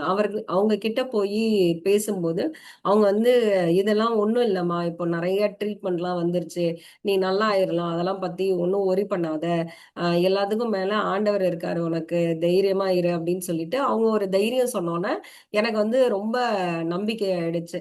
சரி, ஓகே, இனிமேல் வந்து நம்ம இதை பத்தி ரொம்ப கவலைப்பட்டுட்டே இருக்க வேண்டாம் அப்படின்னு சொல்லிட்டு அப்போ என்னோட ஃப்ரெண்டு வந்து தாயப்பன் அவரோட சிடியை கொடுத்து, இந்த சிடியை நீ பாரு, உனக்கு வந்து கண்டிப்பா வந்து உன் ஃபெய்த் வந்து இன்னும் இன்க்ரீஸ் ஆகும், கர்த்தர் உன்னை நேசிக்கிறார் அப்படின்னு சொல்லி எப்பொழுதும் அவ எனக்கு எப்போ ஃபோன் பேசினாலும் சரி, என் ஃப்ரெண்டு வந்து கர்த்தர் உன்னை ரொம்ப நேசிக்கிறார் அமுதா, கர்த்தர் உன்னை ரொம்ப நேசிக்கிறார், அவரோட தழும்புகளால நீ குணமாயிட்ட. இதுதான் எனக்கு தெரிஞ்ச ஃபர்ஸ்ட் காடோட ப்ராமிஸ் வார்த்தைகள் வந்து இந்த ரெண்டு வார்த்தைகள் தான். கர்த்தர் உன்னை நேசிக்கிறார், அவருடைய தழும்புகளால் நீ சுகமாயிட்ட. இந்த ரெண்டு வார்த்தை தான் எனக்கு ஆரம்ப காலகட்டத்துல அவ்வளோ அவ்வளோ வந்து நான் வந்து என்ன என்ன சொல்றது, ஒரு குழந்தைய போலதான் நான் இருந்த விசுவாசத்துல. ஆனா எப்படி வந்து குழந்தை வந்து ஒரு விஷயம் வேணும்னா அதை அடம் பிடிச்சு பெற்றுக்கொள்ளுமோ அதே மாதிரி நான் வந்து பயங்கரமா வந்து ஆண்டவரை பிடிச்சுக்கிட்டேன். ஆண்டவரே, என்னை எனக்கு வந்து என்னைய வந்து நீங்க சுகமாக்கியே தான் தீரணும். நான் வந்து உங்களோட ஸ்பெஷல் சைல்டு, நான் வந்து உங்களுக்கு ரொம்ப முக்கியமானவ, நீங்க வந்து என்னை சுகமாக்கியே தான் தீரணும் அப்படின்னு சொல்லிட்டு ரொம்ப ஸ்ட்ராங்கா வந்து நான் பிடிச்சிருந்தேன். ஸோ அந்த பாதையில வந்து எனக்கு வழிகாட்டுறதுக்காக கேன்சர்ல இருந்து ஏற்கனவே விடுபட்ட ரெண்டு ரெண்டு பேரு, ஹஸ்பண்ட் அண்ட் ஒய்ஃப், அவங்க வந்து எல்டர்லி கப்புள். அவங்கள வந்து எனக்கு தேவ தூதர்கள் மாதிரி ஆண்டவர் வந்து என் வாழ்க்கையில காட்டினாரு. அவங்க லிடியா ஆன்ட்டி அப்படின்னு சொல்லிட்டு, லிடியா ஆன்ட்டி எபி அங்கிள்னு சொல்லிட்டு, அவங்க ரெண்டு பேரும் வந்து அவரோட சாட்சியை வந்து ஒரு தெய்வீக சுகம் உண்டோ அப்படின்னு சொல்லிட்டு ஒரு புத்தகம் எழுதியிருந்தாரு. அப்போ நான் தாயப்பன் அங்கிளையும் மீட் பண்ணேன். அவங்களும் வந்து எனக்கு நிறைய வந்து டெஸ்டிமோனிஸ் புக்ஸா வந்து கொடுத்திருந்தாங்க. என்னோட வேலை எல்லாமே வந்து எப்பொழுதும் வந்து இந்த கேன்சர்ல இருந்து யார் விடுபட்டு வந்தாங்களோ அதை பாக்குறது தான். என்னைக்கும் வந்து நம்ம வந்து ஒரு கஷ்டமான காலத்துல இருக்கும் பொழுது நம்ம வந்து எப்படி அதுல இருந்து விடுபட்டு வரணும் அப்படின்றத நம்ம யோசிச்சோம் அப்படின்னு சொன்னாக்கா அந்த கஷ்டம் வந்து நமக்கு பெரிய இதா தெரியாது. ஸோ அந்த மாதிரி தான் வந்து நான் எப்போதும் என்னைய பாசிட்டிவா வச்சுக்கணும்னு சொல்லிட்டு இந்த யாரெல்லாம் வெளியில வந்தாங்களோ அதை நான் பார்ப்பேன். ஆனா என்னோட ரிப்போர்ட் பாத்தீங்க அப்படின்னு சொன்னாக்க நெகட்டிவா இருக்கும். எனக்கு கீமோதெரப்பி ஆரம்பிச்சிட்டாங்க. அதுல 3 கீமோதெரப்பிலையும் 1 இன்ச் அளவுக்கு கூட அந்த கட்டி வந்து குறையவே இல்லை. டாக்டர்ஸ் வந்து என்னை கூப்பிட்டு திட்டுறாங்க, உன் மைண்ட் செட்டே சரியில்லை, நீ வந்து என்ன நினைப்புல இருக்கிற, உன் கூட வந்தவங்களுக்கு எல்லாருக்கும் ட்ரீட்மெண்ட் முடிஞ்சு வெளியிலயே போயிட்டாங்க அப்படின்னு சொல்லிட்டு, இது என்னடா வம்பா இருக்கு, நம்ம வந்து யாராவது நமக்கு ச சரியாக கூடாதுன்னு யாராவது நினைப்போமா? அப்படி கிடையவே கிடையாது இல்லையா? ஆனாலும் எதுக்குடா இவங்க திட்டுறாங்க அப்படின்னு சொல்லிட்டு எனக்கு ரொம்ப இது ஒரு குழப்பமான ஒரு சூழ்நிலையா இருந்துச்சு. உடனே டாக்டர் சொல்லிட்டாங்க, இவளுக்கு வந்து ரேடியேஷனும் வந்து சைட் பை சைடு வந்து ஸ்டார்ட் பண்ணிடணும் அப்படின்னு சொல்லிட்டாங்க. அந்த ஃபர்ஸ்ட் கீமோதெரப்பியே வந்து மைண்டும் பாடியும் வந்து அக்செப்ட் பண்ணவே டைம் எடுத்துச்சு. ரெண்டாவது பயங்கரமான சைடு எஃபெக்ட். ஒரு ஜீப் வந்து உங்க மேல ஏறுனாக்க வந்து எப்படி உங்க பாடி வந்து பெயின்ஃபுல்லா, நரம்பு எலும்பெல்லாம் நொறுங்கி போய் எப்படி ஒரு பெயின் இருக்குமோ அந்த மாதிரியான ஒரு பெயின். அந்த இன்ஜெக்ஷன் வந்து கையில செலுத்தும் போது, ஐவில செலுத்தும் போது உங்க உடம்புல ரோமம் எங்கெல்லாம் இருக்கோ அது அத்தனையும் ஒரு ஒரு செகண்ட்ல அப்படியே சுருக்குன்னு புடிச்சு இழுத்தா எப்படி இருக்கும் அப்படியான ஒரு உணர்வு அது வந்து கொடுக்கும். அந்த மாதிரியான ஒரு, ஏன்னா அப்போ வந்து 21 நாளைக்கு ஒருக்க வந்து அந்த கீமோதெரப்பிலாம் இருந்தது. இப்போ வந்து இன்னும் ரொம்ப அட்வான்ஸ் ஆகி வீக்லி ஒன்ஸ் வந்து ரொம்ப மைல்டா போடுற மாதிரிலாம் வந்து வந்துருச்சு. அப்போ எனக்கு வந்து ரொம்ப சிவியரா இருந்துச்சு. ஸோ லூஸ் மோஷன் போகும், ஒரு பக்கம் வந்து வாயெல்லாம் வந்து புண்ணாயிடும், தொண்டை புண்ணாயிடும், சாப்பிட்றதுக்கு கஷ்டமா இருக்கும், கண்ணு பயங்கரமா எரியும், தூங்க முடியாது. ஃபர்ஸ்ட்டு ஃபர்ஸ்ட்டு கீமோதெரப்பி முடிஞ்சு அக்டோபர் 2ஆம் தேதி தான் வந்து என்னோட ஃபர்ஸ்ட் கீமோதெரப்பி. அக்டோபர் 15ஆம் தேதி என் பொண்ணோட பர்த்டே, 4வது பர்த்டே, ஃபர்ஸ்ட் பொண்ணோட 4வது பர்த்டே. பர்த்டே முடிஞ்சு தலையில சீப்பை கைய வச்சு சீவ ஆரம்பிக்கிறேன். பார்த்தாக்கா அப்படியே கொத்தா வந்து சீப்ல முடி அப்படி வந்துச்சு. சரி, இது வந்து நம்ம இப்படி சீவி சீவி எடுக்க வேணாம், பேசாம போய் ஷேவ் பண்ணிடுவோம் அப்படின்னு சொல்லிட்டு போய் என்ன பண்றேன், ஷேவ் பண்றதுக்கு போறோம். நானும் என் ஹஸ்பண்டும் போறோம். போய் ஷேவ் நான் ஒரு பக்கம் வந்து இவ்வளோ முடிய வந்து நம்ம இழக்கிறோமே, பெண்களுக்கு உண்டான அந்த ஒரு அழகான ஒரு விஷயத்த வந்து இழக்கிறோம் அப்படின்ற வேதனையில நான் இழந்துட்டு இருக்கேன். பக்கத்துல என் ஹஸ்பண்டை பார்த்தாக்க, முடிய இப்படி ட்ரிம் பண்ணுங்க, இப்படி மீசைய இது பண்ணுங்க அப்படின்னு சொல்லிட்டு மனுஷன் கொஞ்சம் கூட ஒரு பொண்டாட்டி வந்து இப்படி ஃபீல் பண்ணி மொட்டை அடிச்சிட்டு இருக்கான்ற இதே இல்லாம அவர் பாட்டுக்கு ஆஹ் அழகுபடுத்திட்டு இருக்கிறாரு. யோசிச்சு பாருங்க, ஒரு ஒரு ஒரு ஒரு மனைவியோட மனநிலை அந்த இடத்துல எப்படி இருந்திருக்கும். அந்த சலூன்காரங்களே உண்மையிலேயே சிரிச்சிருப்பானுங்க, என்னையா மனுஷன் அப்படின்னு சொல்லிட்டு. அப்புறமா அவருக்கு வந்து அது வந்து ரியலைஸே ஆகல. அந்த மனநிலை எப்படி இருக்குன்றது அவருக்கு ரியலைஸ் ஆகல. அவரு ஆஸ் யூஷுவல் எப்போதும் போல பண்ணிட்டாரு. அப்புறமா வீட்டுக்கு வந்ததுக்கு அப்புறம் வந்து அப்படியே படுத்துட்டு நான் கேக்குறேன், ஏன்பா ஒரு மனுஷி வந்து இப்படி இத்தனை வருஷம் அழகான முடிய வந்து நான் இழந்துட்டு நிக்கிறேனே, அது கூட உனக்கு வந்து ஒரு ஃபீல் ஆகலையா அப்படின்னு சொல்லும்போது தான், அப்பதான் வந்து அவருக்கு வந்து ரியலைஸ் ஆகுது. ஓஹோ, ஐயோ, இவ இப்படி இருக்கும்போது நம்ம இப்படி பண்ணியிருக்க கூடாதே அப்படின்னு சொல்லிட்டு அப்பதான் வந்து என்கிட்ட ஒரு டயலாக் விட்டாரு. பரவாயில்லம்மா, நீ மொட்டை தலையா இருந்தாலும் நீதாம்மா என் ஏஞ்சல் அப்படின்னு சொல்லி என்னை அப்படியே ஃபிளாட் பண்ணிட்டாரு. நானும் சரி, ஓகே, இந்த மனுஷன் இப்படி சொல்லிட்டாரு அப்படின்னு சொல்லிட்டு அதே சந்தோஷத்தோடயே சரி பரவாயில்ல, மொட்டை தலையா இருந்தாலும் ஒன்றும் பிரச்சனை இல்லை, நம்மளை விட்டா இவங்க வேற யாரும் இல்லை அப்படின்ற மாதிரி நானும் அப்படியே ஒரு மாதிரி ஜாலியா எடுத்துட்டோம். ஸோ அந்த ஃபர்ஸ்ட் கீமோதெரப்பி வரையிலும் ரொம்ப பயம் வந்து மனசை பயங்கரமா வந்து ஆட்கொண்டுச்சு. டெத் ஃபியர் வந்து பயங்கரமா இருந்துச்சு. ஆனா ஆண்டவருக்குள்ளார ஆண்டவர் எப்படிப்பட்டவர், எவ்வளவு அன்பானவர்னு ருசிக்க ருசிக்க அந்த வெளிச்சம் வர வர வரதான் வந்து வாழ்க்கை மாற ஆரம்பிச்சது.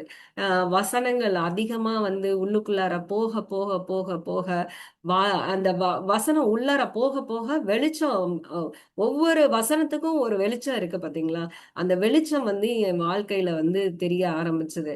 சோ நான் அப்படியே வந்து என்னோட பாஸ்டர் என்ன சொல்றாரோ அப்படியே நான் வந்து டிட்டோ அதை வந்து செய்ய ஆரம்பிச்சேன். ஒரு களிமண்ணை வந்து எப்படி அழகா வந்து வணைஞ்சு உருவாக்குவாங்களோ அந்த மாதிரி தான் வந்து நான் வந்து வேற எந்த சர்ச்சுக்கும் போகாம, எந்த ஒரு தப்பான ப்ரீச்சிங்கும் கேட்டு வளராததுனால எனக்கு வந்து இந்த கிரேஸ் ப்ரீச்சிங் வந்து எனக்கு வந்து பயங்கரமா வந்து ஹெல்ப் பண்ணுச்சுன்னு சொல்லலாம்.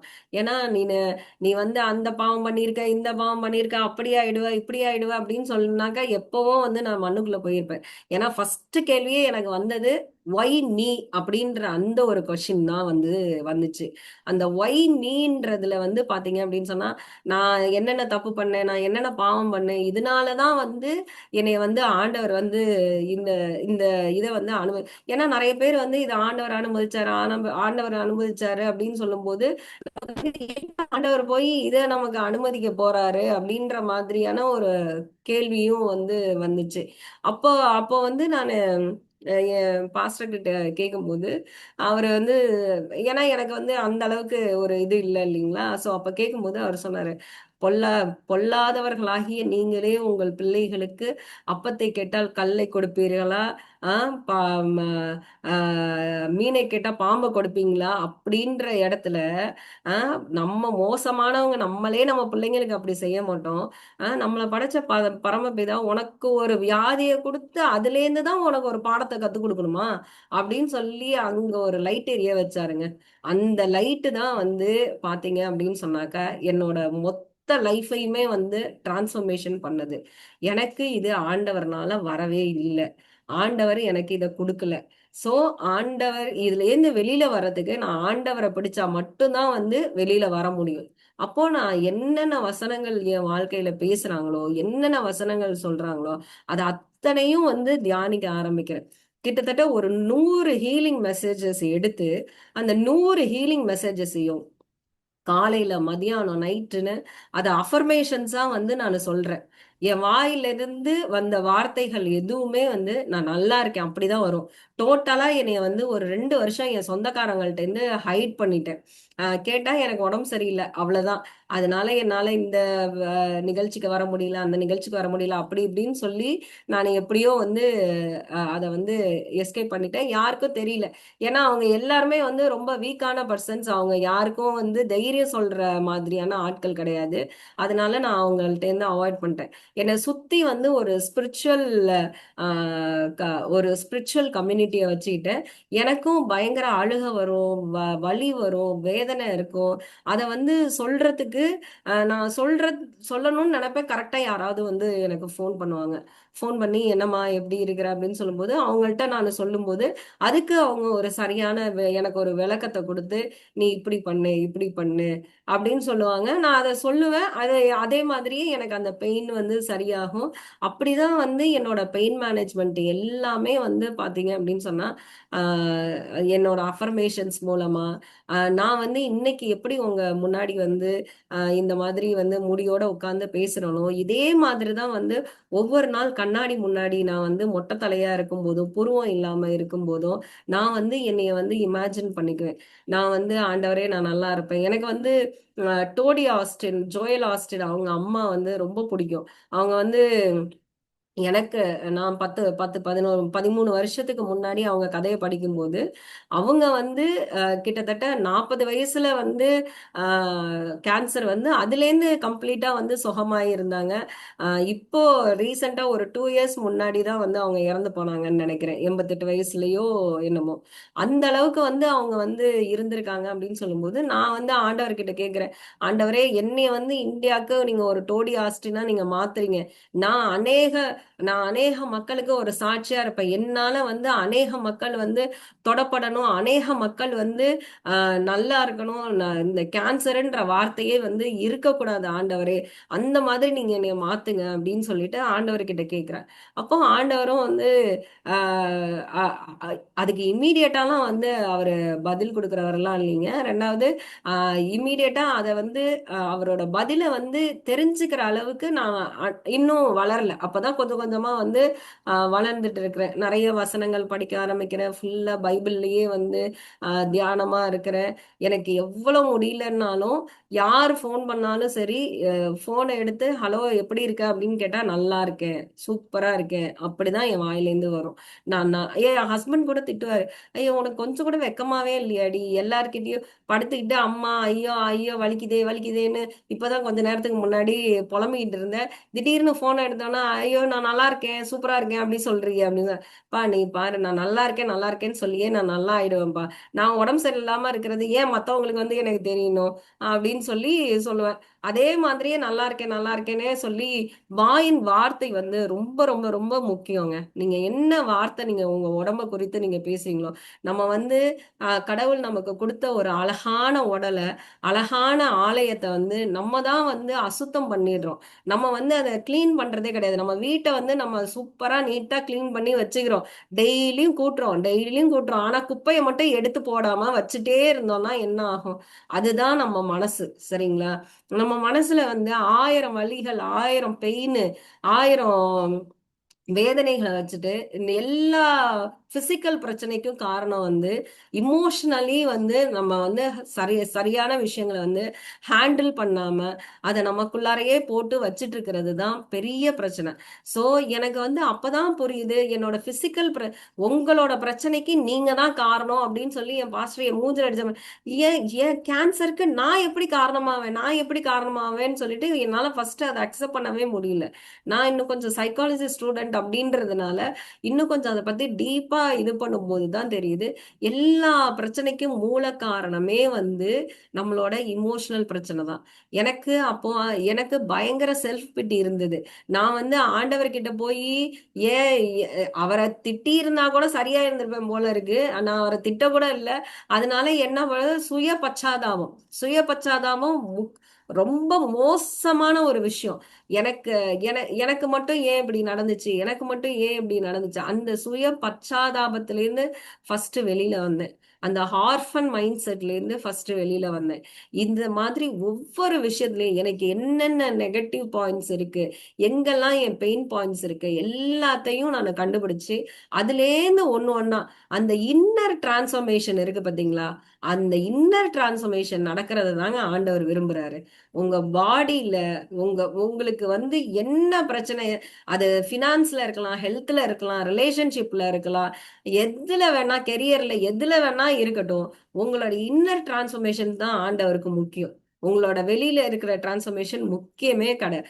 அது வந்து ஆட்டோமேட்டிக்கா அது நடக்கும். அது வந்து இட்ஸ் அ பை ப்ராடக்ட். நீங்க வந்து அதுக்காக எதுவும் பண்ண வேண்டிய அவசியம் இல்லை. உங்களுடைய இருதயம் மாற மாற, உங்க இருதயம் சுகப்பட சுகப்பட உங்களோட எல்லா விஷயத்திலையும் ஒரு பெரிய சேஞ்சஸ் நடக்கும். அப்போ எனக்கு வந்து இது இது ஒரு பக்கம் என்னைய வந்து டிரான்ஸ்ஃபார்ம் பண்ணிட்டே இருக்குது. 6 கீமோதெரப்பி முடிஞ்சிருச்சு. 6 கீமோதெரப்பி முடிஞ்சு போய் பெட் சிடி எடுத்து பார்த்தாதான் தெரியுது பாடி ஃபுல்லாவுமே வந்து பரவிடுச்சு. டாக்டர் சொல்லிட்டாங்க, இன்னும் 6ல இருந்து 8 மாசம்பா, போய் சொந்தக்காரவங்களுக்குலாம் காட்டிட்டு வந்துரு, இருக்கிறத விட இன்னும் ஒல்லியா போயிடுவா, பெட் ரிட்டன் ஆயிடுவா, 2 குழந்தைங்க இருக்கு, பாத்துக்கோ, முடிஞ்ச அளவுக்கு பணத்தை சேர்த்து வச்சுக்கோ. இதெல்லாம் வந்து என் ஹஸ்பண்ட் கிட்ட சொல்லியிருக்காங்க. எனக்கு எதுவும் தெரியவே தெரியாது, அவர் என்கிட்ட சொல்லவும் இல்லை.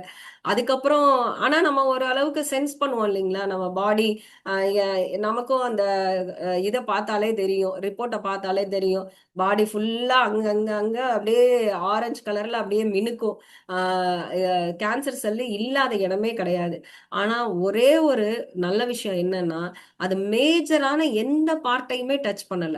மேஜரான ஆர்கன்ஸ் எந்த பார்ட்டையுமே டச் பண்ணல. இந்த நுரையீரல் இந்த சைடு இருக்க, அந்த சென்டர்ல இருக்க மீடியா இன்டெஸ்டைனம்னு சொல்லுவாங்க, அந்த இடத்துல சுத்திலும் இருந்துச்சு, வெளியில அவுட்டர்ல இருந்துச்சு. அது எல்லாமே வந்து அடுத்து அடுத்து இன்னொரு செட் ஆஃப் கீமோதெரப்பி கொடுக்கணும்னு சொல்லிட்டாங்க. அந்த இன்னொரு செட் ஆஃப் கீமோதெரப்பி கொடுக்கறதுக்கு முன்னாடி ஏற்கனவே இந்த பெட் சிடி வேற இவங்க எடுக்காம விட்டதுனால என்ன பண்ணாங்க, இந்த கழுத்துல வந்து இங்க வந்து ஒரு வெட்டு போட்டு இங்க இருக்கிற நோட வந்து செக் பண்ணணும் அப்படின்னு சொல்லிட்டு இங்க இருக்கிற நோட வந்து செக் பண்றாங்க. அந்த நோட செக் பண்ணும்போது ஃப்ரோசன் செக்ஷன்ல வச்சு செக் பண்றாங்க. ஒண்ணு அது பாசிட்டிவா இருந்துச்சுன்னா சர்ஜரி எனக்கு நடக்காது, நெகட்டிவா இருந்துச்சுன்னா சர்ஜரி பண்ணி அனுப்பிடுவாங்க. அதுக்கப்புறம் கீமோதெரப்பி போட்டுக்கலாம். அங்க போய் செக் பண்ணோன்னா அது பாசிட்டிவ்னு வந்துருச்சு. அப்பதான் வந்து என் ஹஸ்பண்ட் கிட்ட இந்த இந்த விஷயத்தெல்லாம் டாக்டர் சொல்றாரு, மேக்சிமம் 6 to 8 months தான், ஃபுல்லா பரவிடுச்சு அப்படின்னு சொல்லிட்டு. நான் வந்து ஐசியூல இருக்கிறேன். என் ஹஸ்பண்ட் வந்து என்கிட்ட வந்து எனக்கும் தெரிஞ்சிருச்சு, முடிஞ்சு சர்ஜரி ஆகலன்னோடனே தெரிஞ்சிருச்சு, ஓ பாசிட்டிவ் தான், நம்ம 4th ஸ்டேஜ்ல தான் இருக்கோம் அப்படின்ட்டு. அப்ப என் ஹஸ்பண்ட் என் கையை பிடிச்சி ஒரு வார்த்தை சொல்றாரு, கட்டி பாசிட்டிவ் தான், நீ பாசிட்டிவா இரு, நீ நல்லாய் வா, இன்னொரு குழந்தை பெற்றுக்கலாம் அப்படின்றாரு. யாராவது ஒருத்தர் அந்த இடத்துல அந்த மாதிரி சொல்லுவாராங்க? யோசிச்சு பாருங்க.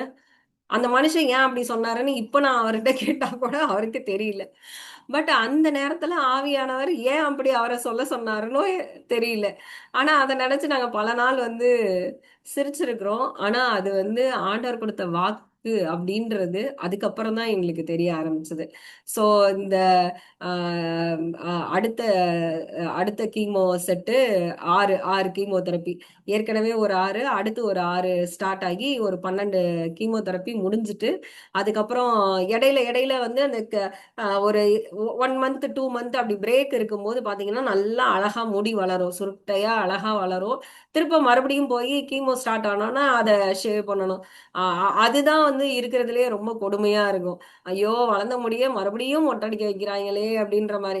கடைசியில அந்த சலூன்காரனும் நானும் ரொம்ப ஃப்ரெண்ட் ஆயிட்டோம். அவன் நான் போனாலே வந்து ஜாலியா வந்து வாங்க மேடம் சொல்லிட்டு கதை பேசிட்டு மொட்டை அடிக்கலாம். அந்த மாதிரி ரொம்ப ஃப்ரெண்ட்லி ஆயிட்டோம். ஏன்னா அதுக்கப்புறம் பசங்களெல்லாம் வேற இவர் வேற ட்ரிம் பண்ணிக்குவாரா, ஸோ பசங்களையும் சேர்த்து கூட்டிட்டு போறது அந்த மாதிரி ஃபேமிலிக்கே அவன் பெஸ்ட் இதாயிட்டான். அந்த பெஸ்ட் டாக்டர் மாதிரி ஒரு ஃபேமிலி சலூனா அந்த மாதிரி ஆயிட்டான். அப்புறம் அந்த 6 கீமோதெரப்பி 12 இது முடிஞ்சிருச்சு. அதுக்கப்புறம் டாக்டர் வந்து ரிப்போர்ட்டை எடுத்துட்டு வர சொல்லி சொல்றாரு.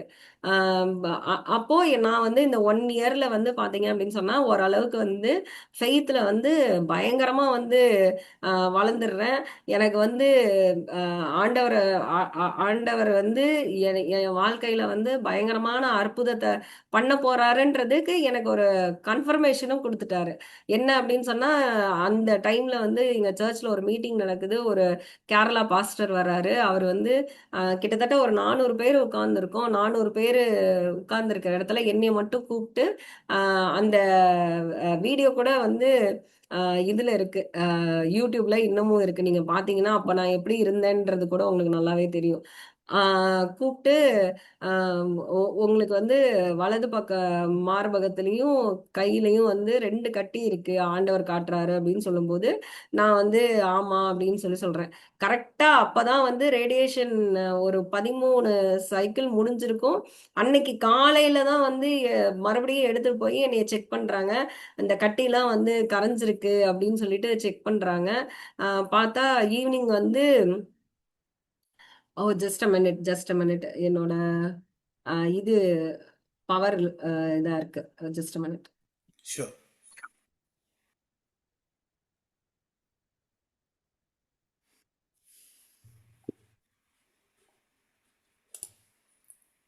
ஹalleluya ஹalleluya. சிஸ்டர் இப்போ வந்துருவாங்க. லாஸ்ட் ஒரு இந்த மீட்டிங் வந்து அவங்க வந்து வர முடியாத ஒரு சூழ்நிலை இருந்துச்சு ஆக்சுவலாக. லாஸ்ட் வந்து ஒரு 3 டேஸாக வந்து அவங்களுக்கு வந்து ஃபீவரு, கோல்டு, த்ரோட் இன்ஃபெக்ஷன், ஒரு வேர்டு கூட அவங்களால பேச முடியாமல் இருந்துச்சு. இப்போ நான் பார்த்துட்ருக்கேன் இவ்வளோ நேரம் வந்து அவங்க ஆண்டர் பேசும்போது எனக்கு ஒன்று தான் தோணுச்சு. என்ன அப்படின்னா வந்து கேன்சர்லேருந்தே குணப்படுத்தின தேவன் ஓகே இந்த ஃபீவர்லேயும் கோல்டுலேயும் இந்த இதுலேயும் வந்து அவங்கள வந்து விட்டுருவாரா அப்படின்னு சொல்லிட்டு நான் இன்னும் அநேக வீடியோ அவங்களது பார்த்தேன். கர்த்தனோட கூட அநேக கருத்து பேசினாரு. Will continue. நான் அவங்க பேசுகிறேன் நான். Over to you sister. பேசிட்டு இருக்கிற உற்சாகத்துல சார்ஜ் மறந்துட்டேன். ஓகே. ஸோ டாக்டர் கிட்ட வந்து போய் ரிப்போர்ட் எடுத்துட்டு காட்டுறேன். டாக்டர் பார்த்துட்டு அப்படியே ஷாக் ஆகி என்னை பார்க்குறாரு. இந்த ரிப்போர்ட் படி நீ முன்னாடி உயிரோடவே இருக்கக்கூடாது, நீ உயிரோட இருக்கிற, பாரு இது எல்லாமே வந்து கிளியர் ஆயிருக்கு அப்படின்னு சொல்லிட்டு சொல்லும்போது கரெக்டா அந்த செப்டம்பர் 13ஆம் தேதி எங்களுக்கு வந்து கேன்சர்னு ரிப்போர்ட் வருது. அதே செப்டம்பர் 13ஆம் தேதி அதே மறு வருஷத்துல வந்து கரெக்டா 1 இயர்ல வந்து கேன்சர் கிளியர் அப்படின்ற ரிப்போர்ட் வருது.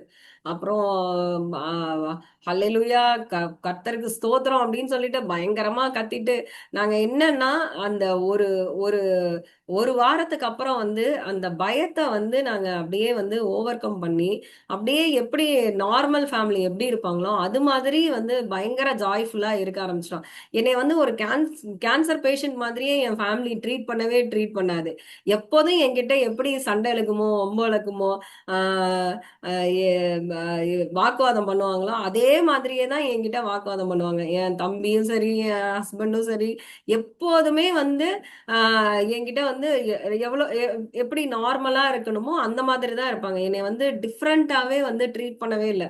சொல்ல போனா பக்கத்து வீட்டு அக்காலாம் வந்து ஆச்சரியப்பட்டு பார்ப்பாங்க. என்னடா இவங்க வீட்ல சிரிப்பு சத்தம் கேக்குது. நான் வேற பயங்கரமா கத்தி சிரிப்பேன். அதனால வந்து பயந்து பயந்து போய் வந்து அடிக்கடி பார்ப்பாங்க. அந்த மாதிரி அப்ப பார்க்கும்போது நான் நிறைய வந்து உள்ளுக்குள்ளார நான் ஹீல் ஆக வேண்டியது இருக்கு அப்படின்றது எனக்கு தெரிஞ்சுது. அப்போ எனக்கு வந்து பிரதானமா ஆண்டவர் வந்து சொல்லிக் கொடுத்த முக்கியமான விஷயங்கள் வந்து பாத்தீங்கன்னா நன்றியுணர்வு. எல்லாத்துக்கும் வந்து நன்றியுணர்வோட இருக்கிறது வந்து ரொம்ப ரொம்ப ரொம்ப முக்கியம். நமக்கு வந்து ஒரு சில பேர் வந்து நல்ல பழகிட்டு இருக்கும்போது நிறைய நல்ல விஷயங்கள் செஞ்சிருப்பாங்க. அதுக்கப்புறம் வந்து பாத்தீங்க அப்படின்னு சொன்னா அவங்களுக்கும் நமக்கும் ஒரு சண்டை ஆயிருக்கும், நம்மளை விட்டுட்டு போயிருப்பாங்க. ஆனாலும் அவங்க செஞ்ச அந்த நன்மையை வந்து நம்ம மறவாம இருக்கிறது வந்து ரொம்ப ரொம்ப முக்கியம். நம்ம வாழ்க்கையில எல்லாத்துக்கும் வந்து ரொம்ப நன்றியுணர்வோட இருக்கணும்ன்றது ரொம்ப முக்கியம்ன்றத நான் கத்துக்கிட்டேன். ரெண்டாவது விஷயம் பாத்தீங்க அப்படின்னு சொன்னாக்கா மன்னிக்கிறது. மன்னிக்கிறது வந்து இருக்கிறதுலயே வந்து ரொம்ப ரொம்ப முக்கியமான ஒரு விஷயமா இருக்கு. என்னோட வாழ்க்கையில வந்து பாத்தீங்க அப்படின்னு சொன்னாக்க நான் வந்து அவ்வளோ சீக்கிரம் வந்து கொஞ்சம் பிடிவாத காரியம்னு வச்சுக்கோங்களேன். அவ்வளோ சீக்கிரம் இறங்கி போகாத ஒரு ஆளு. நான் தப்பு செஞ்சேன் அப்படின்னு சொன்னாக்கா சாரி கேட்டுருவேன். ஆனா தப்பு செய்யாம வந்து சாரி கேட்கறது அப்படின்றது எனக்கு ரொம்ப கஷ்டமான விஷயமா இருந்தது. ஆனா ஆண்டவர் வந்து ஒபே பண்ண சொன்னாருன்னா, அவர் சொன்ன வார்த்தையை நம்ம உடனே கீழ்ப்படிஞ்சோம் அப்படின்னு சொன்னா, அதுக்கு வந்து பலன் வந்து ரொம்ப மிகுதி. அப்போ நான் வந்து தேடி தேடி பார்க்கிறேன். நான் யாரையாவது ஹர்ட் பண்ணி இருக்கிறேனா? இல்ல என்கிட்ட யாராவது பேசாம இருக்கிறாங்களா? அந்த மாதிரி தேடி தேடி ஒவ்வொருத்தர்கிட்டயும் போய் நான் பேசுறேன். அவங்ககிட்ட வந்து மன்னிப்பு கேட்கிறேன். அவங்க எல்லாரும் வந்துட்டு திருப்பவும் என்கிட்ட வந்து நல்லா ஆனா நான் யாருக்கிட்டயுமே வந்து எனக்கு உடம்பு சரியில்லைன்ற விஷயத்த யாருக்கிட்டயுமே சொல்லல. எல்லார்கிட்டயும் வந்து இது பண்றேன். அதுக்கப்புறம் நானு நல்லா ஆனதுக்கு அப்புறம் வந்து ஆண்டவர்கிட்ட கேட்கிறேன். ஆண்டவரே, பெரிய பெரிய ஊழியக்காரங்கலாம் வந்து கேன்சர்ல மரிச்சு போயிருக்காங்க. ஆனா என்னைய நீங்க வந்து காப்பாத்துனதுக்கு என்னப்பா காரணம்? நான் வந்து அவ்வளோ உங்களுக்கு விலையேறப்பட்டவளா அப்படின்னு சொல்லி நான் கேட்கும்போது ஆண்டவர் சொன்னாரு, ஆமா, yes, you are special, you are beloved child. நீ வந்து என்னோட நேச குமாரத்தி. நான் வந்து உன்னை எப்படி நான் விடுவேன்? நான் சொன்ன ஒரு முக்கியமான விஷயத்த நீ செஞ்ச அப்படின்னு சொல்லி சொன்னாரு. அது என்ன விஷயம் அப்படின்னும் போதுதான் எனக்கு ஆண்டவர் வந்து அதை விஷுவல்ஸா காட்டுறாரு. நான் போய் ஒவ்வொருத்தர்கிட்டையும் மன்னிப்பு கேட்டது. நான் மன்னிப்பு கேட்டு சரண்டர் பண்ணேன் பாத்தீங்களா? அந்த ஈகோவை வந்து நான்ற அந்த ஈகோ வந்து சரண்டர் பண்ணி அந்த மன்னிப்பு கேட்கும்போது கம்ப்ளீட்டா வந்து நம்ம மனசுல இருக்கிற எல்லா அழுக்கு, கசடு, குப்பை எல்லாம் வெளியில போகுது. எல்லாமே கம்ப்ளீட்டா வந்து கிளியர் ஆயிடுது. அப்போ ஆண்டவர் வந்து நம்ம உடல்ல நம்ம நம்ம உடல்ன்ற அந்த ஆலயத்துக்குள்ளார அவர் இருக்கிறதுக்கு அது ஒரு பெர்ஃபெக்டான ஒரு இடமா அது வந்து மாறுது. சோ அவரு உள்ளுக்குள்ளார வந்ததுக்கு அப்புறம் ஹெல்த் தானா வந்துருச்சு. ஹீலிங் தானா வந்துருச்சு. கம்ப்ளீட் ஆயிடுச்சு. கம்ப்ளீட் ஆயிடுச்சு. சோ உங்களுக்கும் இன்னைக்கு உங்க உடம்புல ஒரு எந்த பெயின், எந்த வலி, எந்த ரணம் எதுவா இருந்தாலும் சரி, யாரு என்ன எதுன்னு பார்க்காதீங்க. போய் சரண்டர் ஆயிடுங்க. அவங்கள்ட்ட மன்னிப்பு கேட்கறதுனால ஒண்ணுமே கிடையாது. நம்ம ஒரு ஜான் குறைய போறதும் இல்ல, ஒரு ஜான் கூட போறதும் கிடையாது. ஆனா ஆண்டவர் உங்களுக்குள்ள வந்துட்டாருன்னா அந்த ஹீலிங் பர்மனன்ட். நான் இன்ன வரையிலும் கிட்டத்தட்ட 13 வருஷம் ஆச்சு. இது இதுவரையிலும் ஒரு பெட் சிட்டி கூட இன்ன வரையிலும் நான் போய் மறுபடியும் எடுத்ததே கிடையாது. டாக்டரே வந்து எனக்கு வேண்டாம், உனக்கு தேவையே இல்லை அப்படின்ட்டாரு. இன்னொரு முக்கியமான விஷயம் என்ன அப்படின்னு சொன்னாக்க, அந்த 3வது கீமோதெரப்பியும் முடிஞ்சு 3வது செட் ஆஃப் கீமோதெரப்பியும் முடிஞ்சு கிட்டத்தட்ட 3 சர்ஜரி நடந்துச்சு. அதுல மேஜர் சர்ஜரி பாத்தீங்க அப்படின்னு சொன்னாக்க கிட்டத்தட்ட 11 மணி நேரம் சர்ஜரி நடந்துச்சு. அந்த சர்ஜரியிலேயும் வந்து ஆண்டவர் வந்து நல்லபடியா காப்பாத்தினாரு.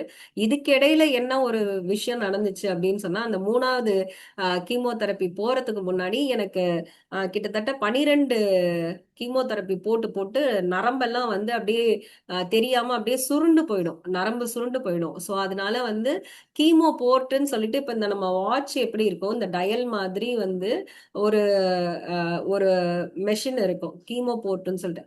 அதை வந்து டைரக்டா வந்து நம்ம ஹார்ட்டுக்கு வந்து கனெக்ட் ஆகிற வெயின் கூட வந்து கனெக்ட் பண்ணி வைப்பாங்க.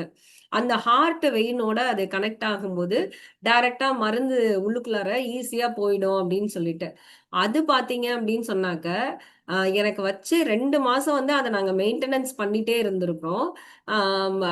கரெக்டா இன்ஜெக்ஷன் கொடுக்குற அன்னைக்கு பார்த்தாக்க இன்ஜெக்ஷன் உள்ள போகாம அப்படியே வெளியிலயே வந்து மேல வந்து அப்படியே கழுத்துக்கிட்டு அப்படியே உப்பி வருது.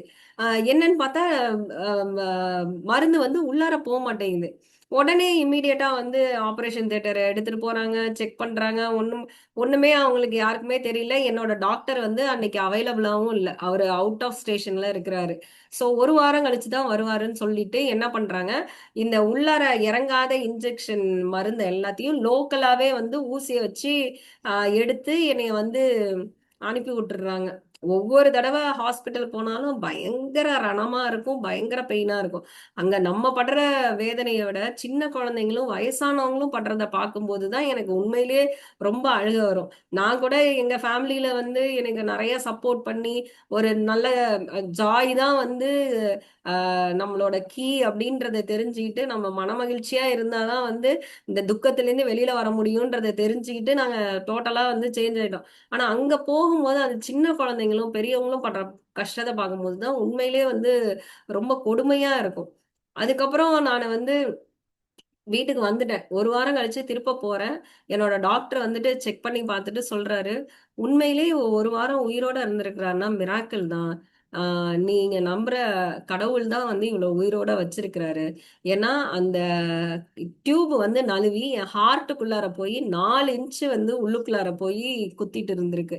அந்த மாதிரி ஆச்சுன்னா கண்டிப்பா வந்து கார்டியாக் அரெஸ்ட் நடந்திருக்கணும். ஆனா எனக்கு கார்டியாக் அரெஸ்ட் நடக்காம நான் எப்படி அந்த 1 வாரம் உயிரோட இருந்தேன்னு சொல்லிட்டு டாக்டர் ரொம்ப ஆச்சரியப்பட்டாங்க. சோ அதுக்கப்புறம் என்ன பண்றாங்க, அத எப்படி வெளியில எடுக்கிறதுன்னு சொல்லிட்டு அத கழுத்து வழியா எடுக்கிறதுக்கு என்னைய படுக்க வச்சிருக்கிறாங்க. மறுபடியும் ஆபரேஷன் தியேட்டர்ல வந்து படுக்க வச்சிருக்கிறாங்க. ஃபர்ஸ்ட் தொட வழியா எடுக்கலாம் அப்படின்னு சொல்லிட்டு ஆன்ஜியோ மெத்தட்ல எடுக்கலாம்னு சொல்லிட்டு இது பண்றாங்க. அப்போ எனக்கு பார்த்தாக்க லிட்ரலா வந்து ஆண்டவர் வந்து பக்கத்துல இருக்காரு. அப்போ இந்த வசனத்தை தான் வந்து பேசுறாரு. நீ சாவாமல் பிழைத்திருந்து என்னோட செய்கைகளை இந்த உலகத்திற்கு அறிவிப்ப அப்படின்னு சொல்லி ஆண்டவர் சொல்றாரு.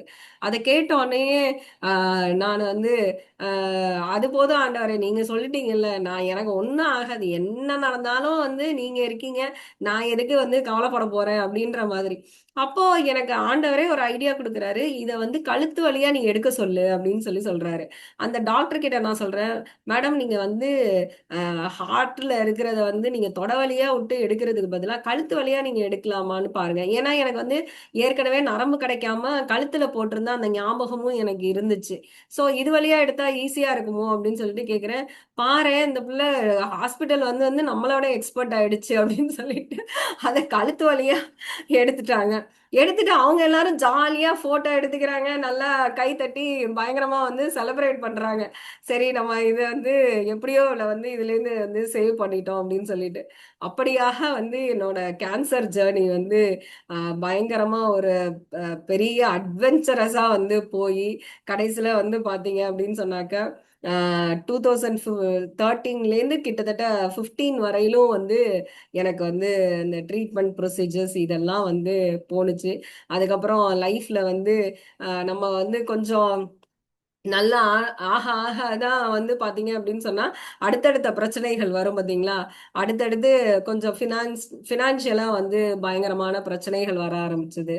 ஸோ நானும் வந்து சரி ஓகே இதுக்கப்புறம் நம்ம ஓகே ரெக்கவர் ஆயிட்டோம், மறுபடியும் வந்து ஜாபுக்கு போகலாம் அப்படின்னு சொல்லிட்டு 2017ல வந்து ஜஸ்ட் நான் காலையில வந்து அப்டேட் பண்றேன் என்னோட ப்ரொஃபைல்ல. அடுத்த ஒரு 30 30 டு 30 மினிட்ஸ்ல வந்து எனக்கு ஒரு கால் வந்துச்சு. அந்த கால் வந்து இம்மீடியட்டா வந்து நீங்க இன்டர்வியூ அட்டன் பண்ணுங்க அப்படின்ற மாதிரி வந்துச்சு. சரி ஓகே அது ஃபோன் இன்டர்வியூ தானே அந்த மாதிரி கேட்டேன். ஆமா அப்படின்னு சொல்லி சொன்னாங்க. சரின்ட்டு டெலிஃபோனிக் இன்டர்வியூ அட்டன் பண்ணேன். ஓகே நீங்க பாஸ் பண்ணிட்டீங்க. நீங்க வந்து மண்டே அது மாதிரி வந்து ஜாயின் பண்ணிக்கோங்க அப்படின்ட்டாங்க. என்ன அவ்வளவுதானா அப்படின்ற மாதிரி இருந்துச்சு எனக்கு. போயிட்டு ஜாயின் பண்ணிட்டேன். ஜாயின் பண்ணி ஒரே வாரம் பாத்தீங்க அப்படின்னு சொன்னாக்க ஸ்டெப்ஸ்ல இருந்து இறங்குறேன், நடக்க முடியல. காலெல்லாம் வந்து நடுங்க ஆரம்பிக்குது. கையை வந்து பிடிக்க முடியல. ஸ்கூட்டில தான் வந்திருந்தேன். திருப்ப ஸ்கூட்டில போறதுக்கு எனக்கு முடியுமான்னு தெரியல. சரின்ட்டு எப்படியோ கஷ்டப்பட்டு வீட்டுக்கு போய் சேர்ந்துடணும்னு சொல்லிட்டு வீட்டுக்கு போய் சேர்ந்துட்டேன். போய் படுத்தது தான் தெரியும். அடுத்த ஒரு 2-3 ஹவர்ஸ்ல பார்த்தீங்கன்னா பயங்கரமா நெருப்பா வந்து கொதிக்க ஆரம்பிச்சிருச்சு. என் ஹஸ்பண்ட் வந்து பயங்கரமா பயந்துட்டாரு. என்ன வந்த உடனே வந்து இவ்வளோ ஃபீவர் ஆயிடுச்சு அப்படின்னு சொல்லிட்டு இப்படி கையை தூக்குறாரு. என்னால கையை தூக்கவே முடியல. இமீடியட்டா ஹாஸ்பிட்டலுக்கு அழைச்சிட்டு போயிட்டு பிளட் டெஸ்ட் பார்த்தாக்கா வந்து பிளேட்லெட் வந்து வெறும் 1000 தான் இருக்கு. ரொம்ப பயங்கரமான ஒஸ்ட் கண்டிஷனு. இம்மீடியட்டா கூட்டிட்டு போங்க ஹாஸ்பிட்டலுக்கு, பெரிய ஹாஸ்பிட்டலுக்கு கூட்டிட்டு போங்கன்னோனே, சரின்னு சொல்லிட்டு என்னோட டாக்டர் வந்து எஸ்ஆர்எம்ல இருந்தாரு. எஸ்ஆர்எம்க்கு இம்மீடியட்டா கூட்டிட்டு போனேன்.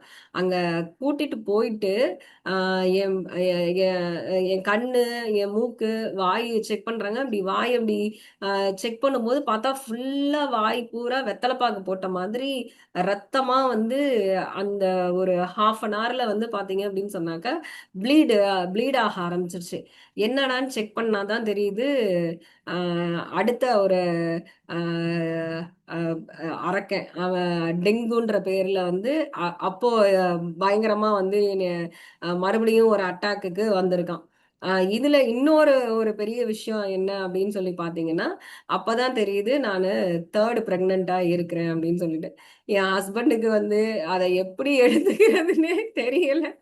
ஒரு பக்கம் ஐயோ மறுபடியும் நம்ம அப்பா ஆயிருக்கிறோமா அப்படின்னு சொல்லிட்டு அவருக்கு இன்னொரு பக்கம் சந்தோஷம், ஒரு பக்கம் இன்னொரு பக்கம் ஐயோ இவளுக்கு இப்படி டெங்கு வேற வந்துருச்சு அப்படின்னு சொல்லிட்டு. அப்புறம் டாக்டர் கிட்ட கேட்கும்போது டாக்டர் வந்து டெங்கு இதுக்கு மெடிசன்லாம் கிடையாதுப்பா, நம்ம வந்து ஒரு வாரம் வச்சிருந்து ட்ரிப்ஸ் தான் போடணும். ஏன்னா அவ பிரெக்னண்டா வேற இருக்கா, எதுவுமே ஆன்டிபயோட்டிக் எதுவுமே வந்து கொடுக்க முடியாது அப்படின்னு சொல்லிட்டு ஹாஸ்பிட்டல்ல அட்மிட் பண்ணிட்டு என் தம்பியும் என் ஹஸ்பண்டும் தான் மாத்தி மாத்தி பாத்துக்கிறாங்க. அந்த ஒரு வாரத்துல வந்து வெற்றிகரமா வந்து டெங்குவையும் தோற்கடிச்சு எனக்கு வந்து என்னோட மகளும் வந்து அந்த டெங்குவோட அப்பவே அவ போராடி அதை அவ வயித்துல இருக்கும்போதே அதையும் தோற்கடிச்சு 2018 February 14 வேலண்டைன்ஸ் டே அன்னைக்கு பிறந்தா. மிராக்கிள் மிரா அவ. மிரா ரொஃபேகா பால் அவ பேரு. ஸோ ரொஃபேகா, யாவே ரொஃபேகா அந்த பாட்டு வந்து எனக்கு ரொம்ப ஹீலிங் கொடுத்த ஒரு சாங் அது. பயங்கரமான ஹீலிங் கொடுத்த சாங். ஸோ ஆண்டவரோட பேர் வந்து அவ பேரோட இருக்கணும் அப்படின்னு சொல்லிட்டு மிரா ரொஃபேகா அப்படின்னு சொல்லி வச்சேன். இந்த கஷ்டமான இந்த ஜேர்னில தான் வந்து என்னோட பர்பஸ் ஆஃப் லைஃப் என்னன்றதையே வந்து ஆண்டவர் எனக்கு வந்து ரொம்ப தெளிவா எனக்கு வந்து காட்டினாரு. இந்த வாழ்க்கை நான் சொன்னேன் இல்லைங்களா, அந்த 2 தூதர்கள் மாதிரி 2 ஓல்டு கப்பல் கிடைச்சாங்கன்னு சொல்லிட்டு அவங்கள நான் நேர்ல போய் பார்க்கும்போது அப்போ அவர் வந்து என்கிட்ட கேட்ட ஒரே ஒரு வார்த்தை, சரி ஓகே கேன்சர் வந்துருச்சு. ஆமா எதுக்காக உன்னைய கடவுள் வந்து காப்பாத்தணும்னு நினைக்கிற அப்படின்னு சொல்லிட்டு ஒரு கேள்வி கேட்டார். என்னடா அந்த மனுஷன் ப்ரேயர் பண்ணுவாருன்னு பார்த்தாக்க எதுக்கு உன்னை காப்பாத்தணும்னு கேக்குறாரு அப்படின்னு சொல்லிட்டு. ஆனா அந்த செகண்ட் வந்து நான் ஒண்ணுமே யோசிக்கல. நான் சொன்ன ஒரு வார்த்தை என்ன அப்படின்னாக்க, நான் இதுவரையிலும் வந்து என் குடும்பம், என் வாழ்க்கை, என் பிள்ளைகள் அப்படின்னு நான் இருந்தேன். இனி எனக்கு 2வது ஒரு வாழ்க்கைன்னு இருந்ததுன்னா, அது இந்த உலக மக்களுக்கான ஒரு வாழ்க்கையா இருக்கும். அது ஆண்டவருக்கான ஒரு வாழ்க்கையா இருக்கும் அப்படின்னு சொல்லிட்டு நான் அன்னைக்கு சொன்னேன். அது அப்படியே ஆண்டவர் வந்து என் லைஃப்ல மெய்ப்பிச்சிருக்கிறாரு. அவர் உண்மையுள்ள தேவன். அவர் நேற்றும், இன்றும், என்றும் மாறாத ஒரு தேவனா இருக்கிறாரு. Nothing is impossible for him. இன்னைக்கு நீங்க அநேக பேர் வந்து எவ்வளவோ பிரேயர்ஸோட, எவ்வளவோ விஷயங்களோட, நீங்க எதிர்பார்ப்புகளோட இந்த கூட்டத்திற்கு நீங்க வந்திருக்கலாம். நான் இன்னைக்கு உங்களை பிளஸ் பண்றேன். என்னோட என்னோட கர்ப்பம் வந்து என்னோட சுருங்கி போச்சுன்னு சொன்னாரு டாக்டர். வந்து சுருங்கி போச்சு, உனக்கு இன்னொரு குழந்தை பிறக்கிறதுக்கெல்லாம் வாய்ப்பு இல்லை, அதனால நீனு ஃபேமிலி பிளானிங்லாம் பண்ண தேவையில்லைன்னு சொன்னாரு. அப்படியாப்பட்ட கர்ப்பத்துக்குள்ள மரணிக்கணும்ன்ற இந்த உடம்புக்குள்ளார ஆண்டவர் ஒரு புதிய ஜனனத்தை கொடுத்தாருங்க, புதிய ஜனனத்தை கொடுத்தாரு. எப்பேற்பட்ட ஆண்டவர்னு நீங்க பாருங்க. அவர் எவ்வளவு உண்மையுள்ளவர்னு நீங்க பாருங்க. அவரோட நோக்கம் எவ்வளவு பெருசுன்னு பாருங்க. நம்மளோட நோக்கம் வந்து ரொம்ப சாதாரணம், ரொம்ப ரொம்ப சாதாரண நோக்கம் நம்மளது. ஆனா ஆண்டவரோட நோக்கம் பெரிய நோக்கம். அவர் ஒரு பெரிய நோக்கத்தோட தான் ஒவ்வொரு விஷயத்தையும் வந்து கட்டி அமைக்கிறாரு. ஆனா நமக்கு அது அப்போ இம்மீடியட்டா தெரியறது கிடையாது. அது நமக்கு தெரியும் போது நம்ம வந்து அதை ஏற்றுக்கொள்ளக்கூடிய மனநிலையில ஃபர்ஸ்ட் ஆஃப் ஆல் நம்ம இருக்கணும். சோ அந்த மாதிரி வந்து எனக்கு வந்து அப்படி இன்னைக்கு வந்து மிரா வந்து பலருக்கு பெரிய மிராக்கிளா இருக்கா, பெரிய அவ வந்து ஒரு டெஸ்டிமோனியா இருக்கா. எத்தனையோ பேர் வந்து எங்க சர்ச்ல வந்து குழந்தை இல்லாதவங்க வந்து இந்த அக்காவுக்கு இப்படி ஒரு அற்புதம் நடந்திருக்குன்னா கண்டிப்பா என் வாழ்க்கையில நடக்கும், எனக்கும் குழந்தை பிறக்கும். 4 வருஷம் 5 வருஷம் அந்த மாதிரி குழந்தை இல்லாம இருந்தவங்க எல்லாம் வந்து பிலீவ் பண்ணி அவங்களுக்கு அந்த இது நடந்திருக்கு. ஒரு ஒரு டெஸ்டிமோனி அப்படின்றது 100 ப்ரீச்சிங்க்கு வந்து சமங்க.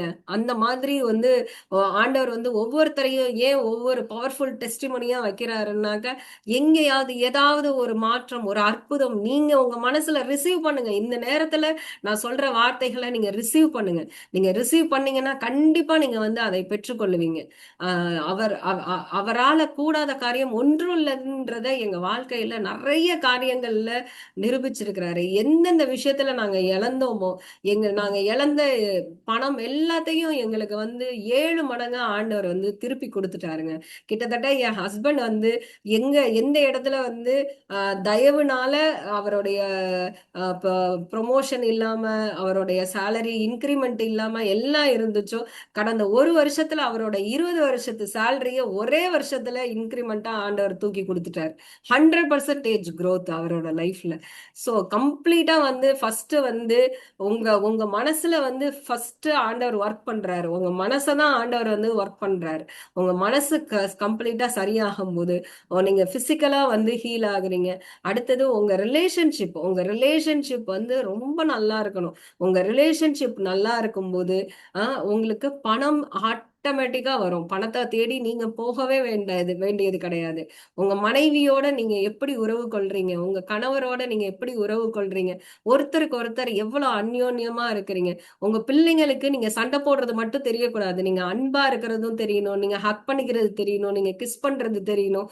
எல்லாம் குழந்தைங்களுக்கு தெரியும். அப்பதான் அவங்களுக்கு வாழ்க்கையில ஒரு ஒரு உற்சாகம் வரும். வாழ்க்கையில வாழ்க்கைனா இவ்வளவு இனிமையா இருக்கும் அப்படின்றத நம்ம அவங்களுக்கு செட் பண்ணி கொடுக்கணும். நம்ம அவங்களுக்கு எப்போதுமே வந்து சண்டை போட்டுட்டே இருந்து எப்போதும் வல்லு வல்லுன்னு உழுந்துட்டு அந்த மாதிரியே எப்போதும் இருக்கக்கூடாது. சோ நீங்க உங்க பிள்ளைங்களுக்கு ஒரு சரியான விஷயத்த செட் பண்ணுங்க. இப்போ நான் வந்து சின்ன வயசுல எனக்கு இந்த சத்தியங்கள்லாம் வந்து சின்ன வயசுல எனக்கு தெரியாது. நான் 30 வயசு வந்ததுக்கு அப்புறம் தான் ஆனா தெரிஞ்சது. ஆனா என் பிள்ளைங்களுக்கு அந்த ஒரு ஆப்பர்ச்சுனிட்டி கிடைச்சது. இப்போ இன்னைக்கு வந்து அவங்க வந்து யாருக்காவது உடம்பு சரியில்லை அப்படின்னு சொன்னாக்கா என் பொண்ணெல்லாம் அந்த 4-5 வயசா இருக்கும் போதே போய் ஆட்டோமேட்டிக்கா தலையில கைய வச்சு ப்ரே பண்ணுவா. ஒரு வயசான தாத்தா வந்து யாரும்மா இந்த பொண்ணோட அம்மா அப்பா அப்படின்னு சொல்லிட்டு எங்க வீட்டுல வந்து கேக்குறாங்க. என்ன அப்படின்னு சொன்னாக்க, நான் சோகமா போயிட்டு இருந்தேம்மா, இந்த பொண்ணு கூப்பிட்டு ஏன் தாத்தா சோகமா போறீங்க, சந்தோஷமா இருங்க, சந்தோஷமா இருந்தா தானே பாக்குறதுக்கு நல்லா இருக்கும் அப்படின்னு சொல்லிட்டு என்னை உற்சாகப்படுத்திட்டு போதுமா அந்த குழந்தை அப்படின்னு சொல்லிட்டு வந்து சொல்றாரு. சோ நம்ம எப்படி இருக்கிறோமோ அதே மாதிரிதான் வந்து நம்மளோட பிள்ளைகள் இருப்பாங்க. நம்ம அவங்களுக்கு என்ன விதைக்கிறோன்றது ரொம்ப ரொம்ப ரொம்ப முக்கியம். என் ஹஸ்பண்ட் வந்து எப்போதும் இதை வந்து ரொம்ப அழகா வந்து சொல்லுவாரு. இப்ப நம்ம வந்து நம்ம பிள்ளைகளுக்கு வந்து விதைக்கிறது வந்து ஒரு ஒரு பிள்ளைக்கு இல்ல, 3 பெண் குழந்தைகள் எனக்கு இருக்கிறாங்க, 3 ஜெனரேஷன்ஸ்க்கு நாங்க விதைக்கிறோம். சோ அதே மாதிரிதான் நீங்களும் உங்களோட பிள்ளைகளுக்கு விதைக்கிறது அவங்களோட ஜெனரேஷன்ஸ்க்கு, அடுத்த 1000 ஜெனரேஷன்ஸ்க்கு வந்து நீங்க விதைக்கிறீங்க.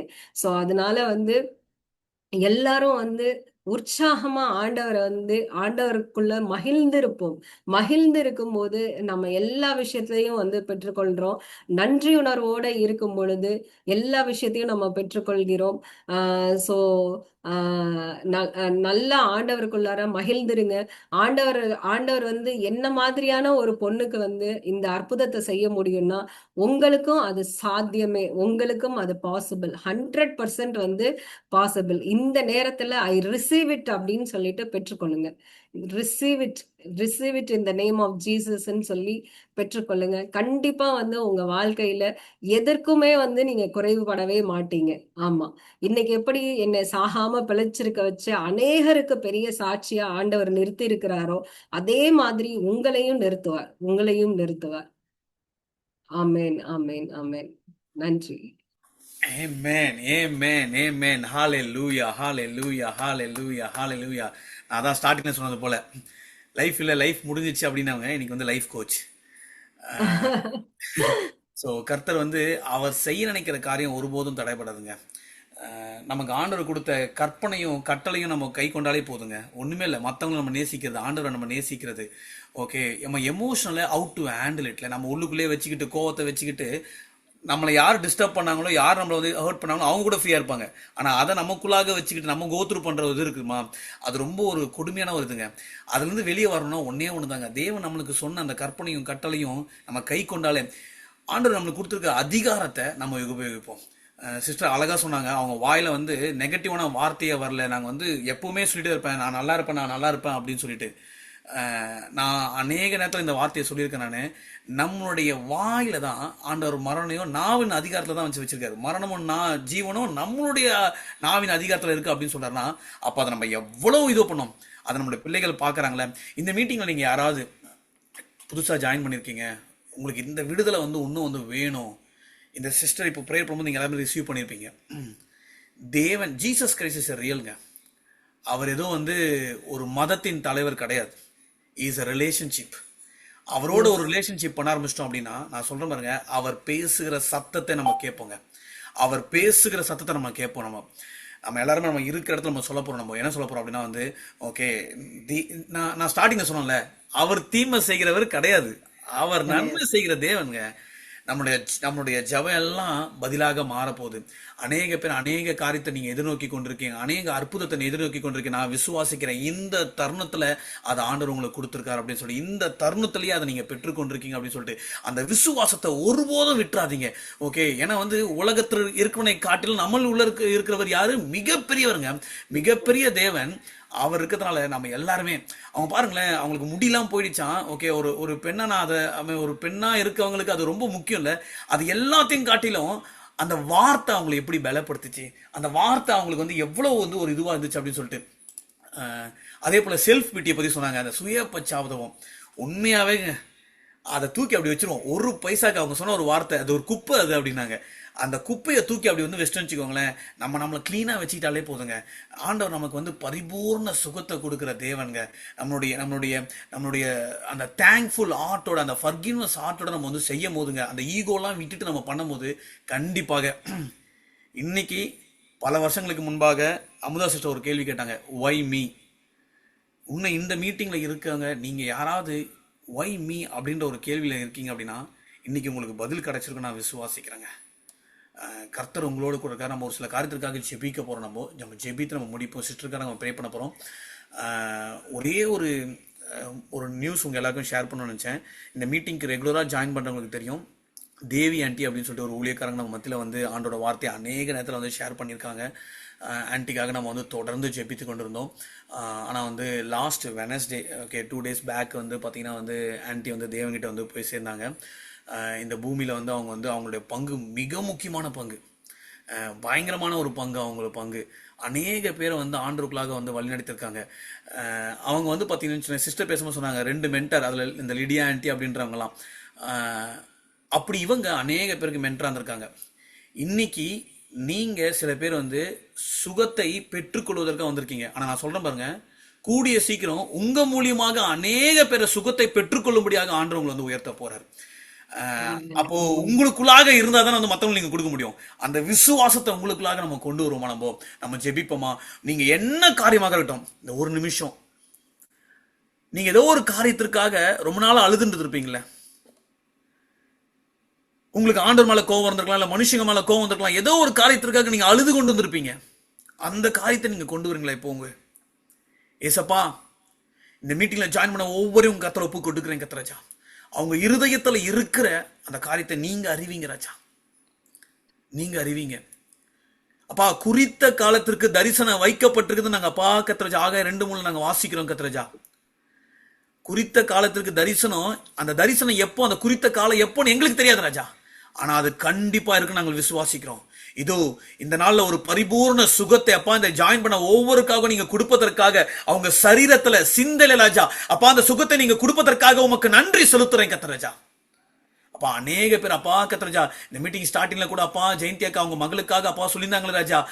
அவளுக்கு அப்பா அந்த அந்த அந்த அந்த அந்த பித்த பைய வந்து எடுக்கணும், அந்த கிளாட பேடரை வந்து எடுக்கணும் அப்படின்னு சொல்றாங்க அப்படின்னு சொல்லியிருந்தாங்க ராஜா. இதோ இப்பொழுது நாங்கள் அப்பா ஒரு சுகத்தை அனுப்புகிறோம் கர்த்தராஜா. சுகத்தை இயேசு கிறிஸ்துவின் நாமத்தில் அனுப்புகிறோம் ராஜா. மகளை எங்கள் முன்னாடி சாட்சியாக நீங்க கொண்டு வாங்க ராஜா. அப்பா இப்பொழுது நாங்கள் பேசிக்கொண்டிருக்க இந்த தருணத்துல ராதிகா சிஸ்டர் அவங்களுடைய அப்பா மகளை கொண்டு அப்பா இந்த மீட்டிங்ல ஜாயின் பண்ணிட்டு அவங்களுடைய அப்பா சிறு மகள் அண்ணாளை கொண்டு ராஜா இப்பொழுது ஹாஸ்பிட்டலுக்கு போய் கொண்டிருக்காங்க ராஜா ஒரு சில காரியத்திற்காக. இதோ ராஜா இப்பொழுது இயேசுவின் நாமத்தில் அவங்க ஆல்ரெடி சுகத்தை பெற்று கொண்டாங்க ராஜா. அந்த மகள் சொன்னாலே ராஜா, இனி நான் இப்படி நான் வந்து போகக்கூடாது ஹாஸ்பிட்டலுக்கு ட்ரீட்மெண்ட் அப்படின்னு சொல்லிட்டு சொன்னாலே ராஜா. ஆமாப்பா அந்த சிறு குழந்தையுடைய அப்பா கர்த்தராஜா ஜெபத்தை அங்கீகரிக்கிற தேவன் கர்த்தராஜா. அப்பா அதே போல அப்பா சுதா சிஸ்டருடைய அப்பாக்காக நான் ஜெபிக்கிறோம், ஜாயன் சிஸ்டருடைய அம்மாக்காக ஜெபிக்கிறோம், அப்பா ரேகா சிஸ்டருடைய அப்பா கர்த்தராஜா பிரதர் அப்பா சுரேஷ் பிரதருக்காக ஜெபிக்கிறோம். அப்பா கர்த்தராஜா இந்த மீட்டிங்ல யாரெல்லாம் இணைந்திருக்காங்களோ, யாருக்கெல்லாம் ஒரு விடுதலை தேவைப்படுதோ அப்பா அவங்க எல்லாரும் உங்க கரத்துல ஒப்பு கொடுக்கிறேன் கர்த்தராஜா. பிதா குமாரன் பரிசுத்த ஆவியானவர் அப்பா கர்த்தராஜா அவங்களை முற்றிலுமாக நீங்க விடுதலை ஆக்குவதற்காக உமக்கு நன்றி செலுத்துறேன் கர்த்தராஜா. தேவன் அன்பாகவே இருக்கிறார் என்பதற்கு அப்பா கர்த்தராஜா சாட்சியாக ராஜா இவங்க எல்லாரும் நீங்க நிப்பாட்ட போவதற்காக உமக்கு நன்றி செலுத்துற ராஜா. உங்க நாமம் மகிமைப்பட்டோம். விசேஷமாக எல்லாரும் ஒருமனப்படுவோமா, ஒருமனப்பட்டு அப்பா கர்த்தராஜா நாங்கள் அப்பா கர்த்தராஜா இப்பொழுது அப்பா அமுதா சிஸ்டருக்காக ஜெபிக்கிறோம். அப்பா கடந்த ஒரு வாரமா ராஜா அவங்களுக்கு அப்பா கர்த்தராஜா சரீரத்துல கூட அநேக பலவீனம் ராஜா, கோல்டு ஃபீவர் அப்பா த்ரோட் இன்ஃபெக்ஷன், அவங்களால ஒரு வார்த்தை கூட பேச முடியாத ஒரு சூழ்நிலை இருந்த போதிலும் ராஜா இந்த நாள்ல பலப்படுத்தி ராஜா அப்பா உமது தழும்புகளால மகளை சுகப்படுத்தி எங்க மத்தியில அப்பா நீங்க சாட்சியாக ராஜா அப்பா நீங்க கொண்டு வந்ததற்காக உமக்கு நன்றி செலுத்துறேன் கர்த்தராஜா. இதோ ராஜா அப்பா பலவீனத்துல உங்களுடைய பலன் பரிபூர்ணமா விளங்கும் சொன்னீங்களே கர்த்தராஜா. அந்த பரிபூர்ண பலத்தை இவங்க பெற்றுக்கொண்டதற்காகவும் அதை இவங்களுக்கு மாத்திரம் வைத்துக் கொள்ளாமல் ராஜா இப்பொழுது அப்பா அநேக பேர் ராஜா, அநேக டாக்டர்ஸ், அநேக பேர் அப்பா கர்த்தராஜா இந்த இன்டெலெக்சுவலா திங்க் பண்ற பீப்புள் எல்லாம் கர்த்தராஜா இவங்க மூலியமாக சுகத்தை பெற்றுக்கொள்வதற்காகவும் இனி வருகிற காலத்துல ராஜா இன்னும் அப்பா ஒரு புதிய துவக்கத்தை தொடங்கி கர்த்தராஜா அநேக பேரை அப்பா உமக்கு நேராக திருப்புகிற கர்த்தராஜா அந்த ஊழியத்தை செய்யும்படியாக ராஜா அப்பா அந்த மக்களை உமது கிட்ட வந்து சேர்க்கும்படியாக ராஜா நீங்க செய்ய போவதற்காக உமக்கு நன்றி. அநேக வாசல்களை நீங்க திறக்க போவதற்காக உமக்கு நன்றி ராஜா. அப்பா உமது நேரம் அப்பா உமது வருகை மிக சமீபமாக இருப்பதனால கர்த்தராஜா மகளை கொண்டு நீங்க செய்ய இருக்கிற பயங்கரமான காரியங்களுக்காக ராஜா உமக்கு நன்றி சொல்லி இதோ எந்த ஜாதிகளிடத்தும் செய்யப்படாத ஒரு அதிசயமான காரியத்தின் உன்னத்தில் பண்ணுவேன் சொன்ன வசனத்தின்படி ராஜா அப்பா மகளை கொண்டு ராஜா அநேக பேர் அப்பா நீங்க ஆசீர்வதிக்கப்பதற்காக உமக்கு நன்றி செலுத்துறேன். அவங்களை கையிட்டு செய்கிற ஒவ்வொரு காரியத்தையும் நீங்க ஆசீர்வதிங்க ராஜா. நீங்க அப்பா அப்படி செய்ய போவதற்காக உமக்கு நன்றி. உங்க நாம மாத்திரம் மகிமைப்பட்டும். எல்லா துதியும் கனமும் மகிமையும் உங்க ஒருவருக்கே செலுத்துகிறோம். மீட்பர் நட்சத்திரமான இயேசு கிறிஸ்துவின் ஜெபிக்கிறோம் எங்கள் ஜீவன் நல்ல பிதாவே. ஆமென் ஆமென். எல்லாரும் ஒன்றிணைந்து சொல்லுவோம். இதுக்கப்புறம் யாராவது பேசணும்னா பேசலாம். என் ஆத்துமாவே கர்த்தரை சோஸ்திரி, என் முழுமே பரிசுத்த நாமத்தை சோஸ்திரி, என் ஆத்துமாவே கர்த்தரை சோஸ்திரி, அவர் செய்த சகல உபகாரங்களையும் மறவாதே. ஆமென் ஆமென். ஹல்லேலூயா. இந்த மீட்டிங் வந்து ஒவ்வொரு வாரமும் நடக்கும். அடுத்த வாரம் கர்த்தருக்கு சித்தமான ஒரு டாக்டரோட சாட்சி நம்ம கேட்க இருக்கிறோம். அவர் மூலியமா எத்தனை கேன்சர் பேஷண்ட், எத்தனை பேஷண்ட் ஐசியூ வார்டுல கூட வந்து பாத்தீங்கன்னா ஆண்டவரை பத்தி பேசி கொண்டிருக்காரு, சுவிசேஷத்தை சொல்லி கொண்டிருக்காரு. யாரெல்லாம் வெளியே கிளினிக்ல கேட்கலையோ அவங்களாம் வந்து ஐசியூ வார்டுலயும் கேட்க ஆரம்பிச்சிட்டாங்க. அவங்க அநேக அற்புதங்கள் அந்த டாக்டர் மூலியமா பண்ணிட்டு இருக்காரு. அந்த டைமை நான் வந்து அந்த டீடைல்ஸ் வந்து கன்ஃபார்ம் பண்ணிட்டு நான் உங்க எல்லாருக்கும் சொல்றேன். அதே போல வந்து ஏதாவது கேள்விகள் இருந்தா ஆமா கரெக்ட். இப்போ வந்து நீங்க வந்து சிஸ்டர் நீங்க கேக்குறவங்க நீங்க கேள்வி கேட்கலாம். நீங்க ஒரே ஒரு செகண்ட்.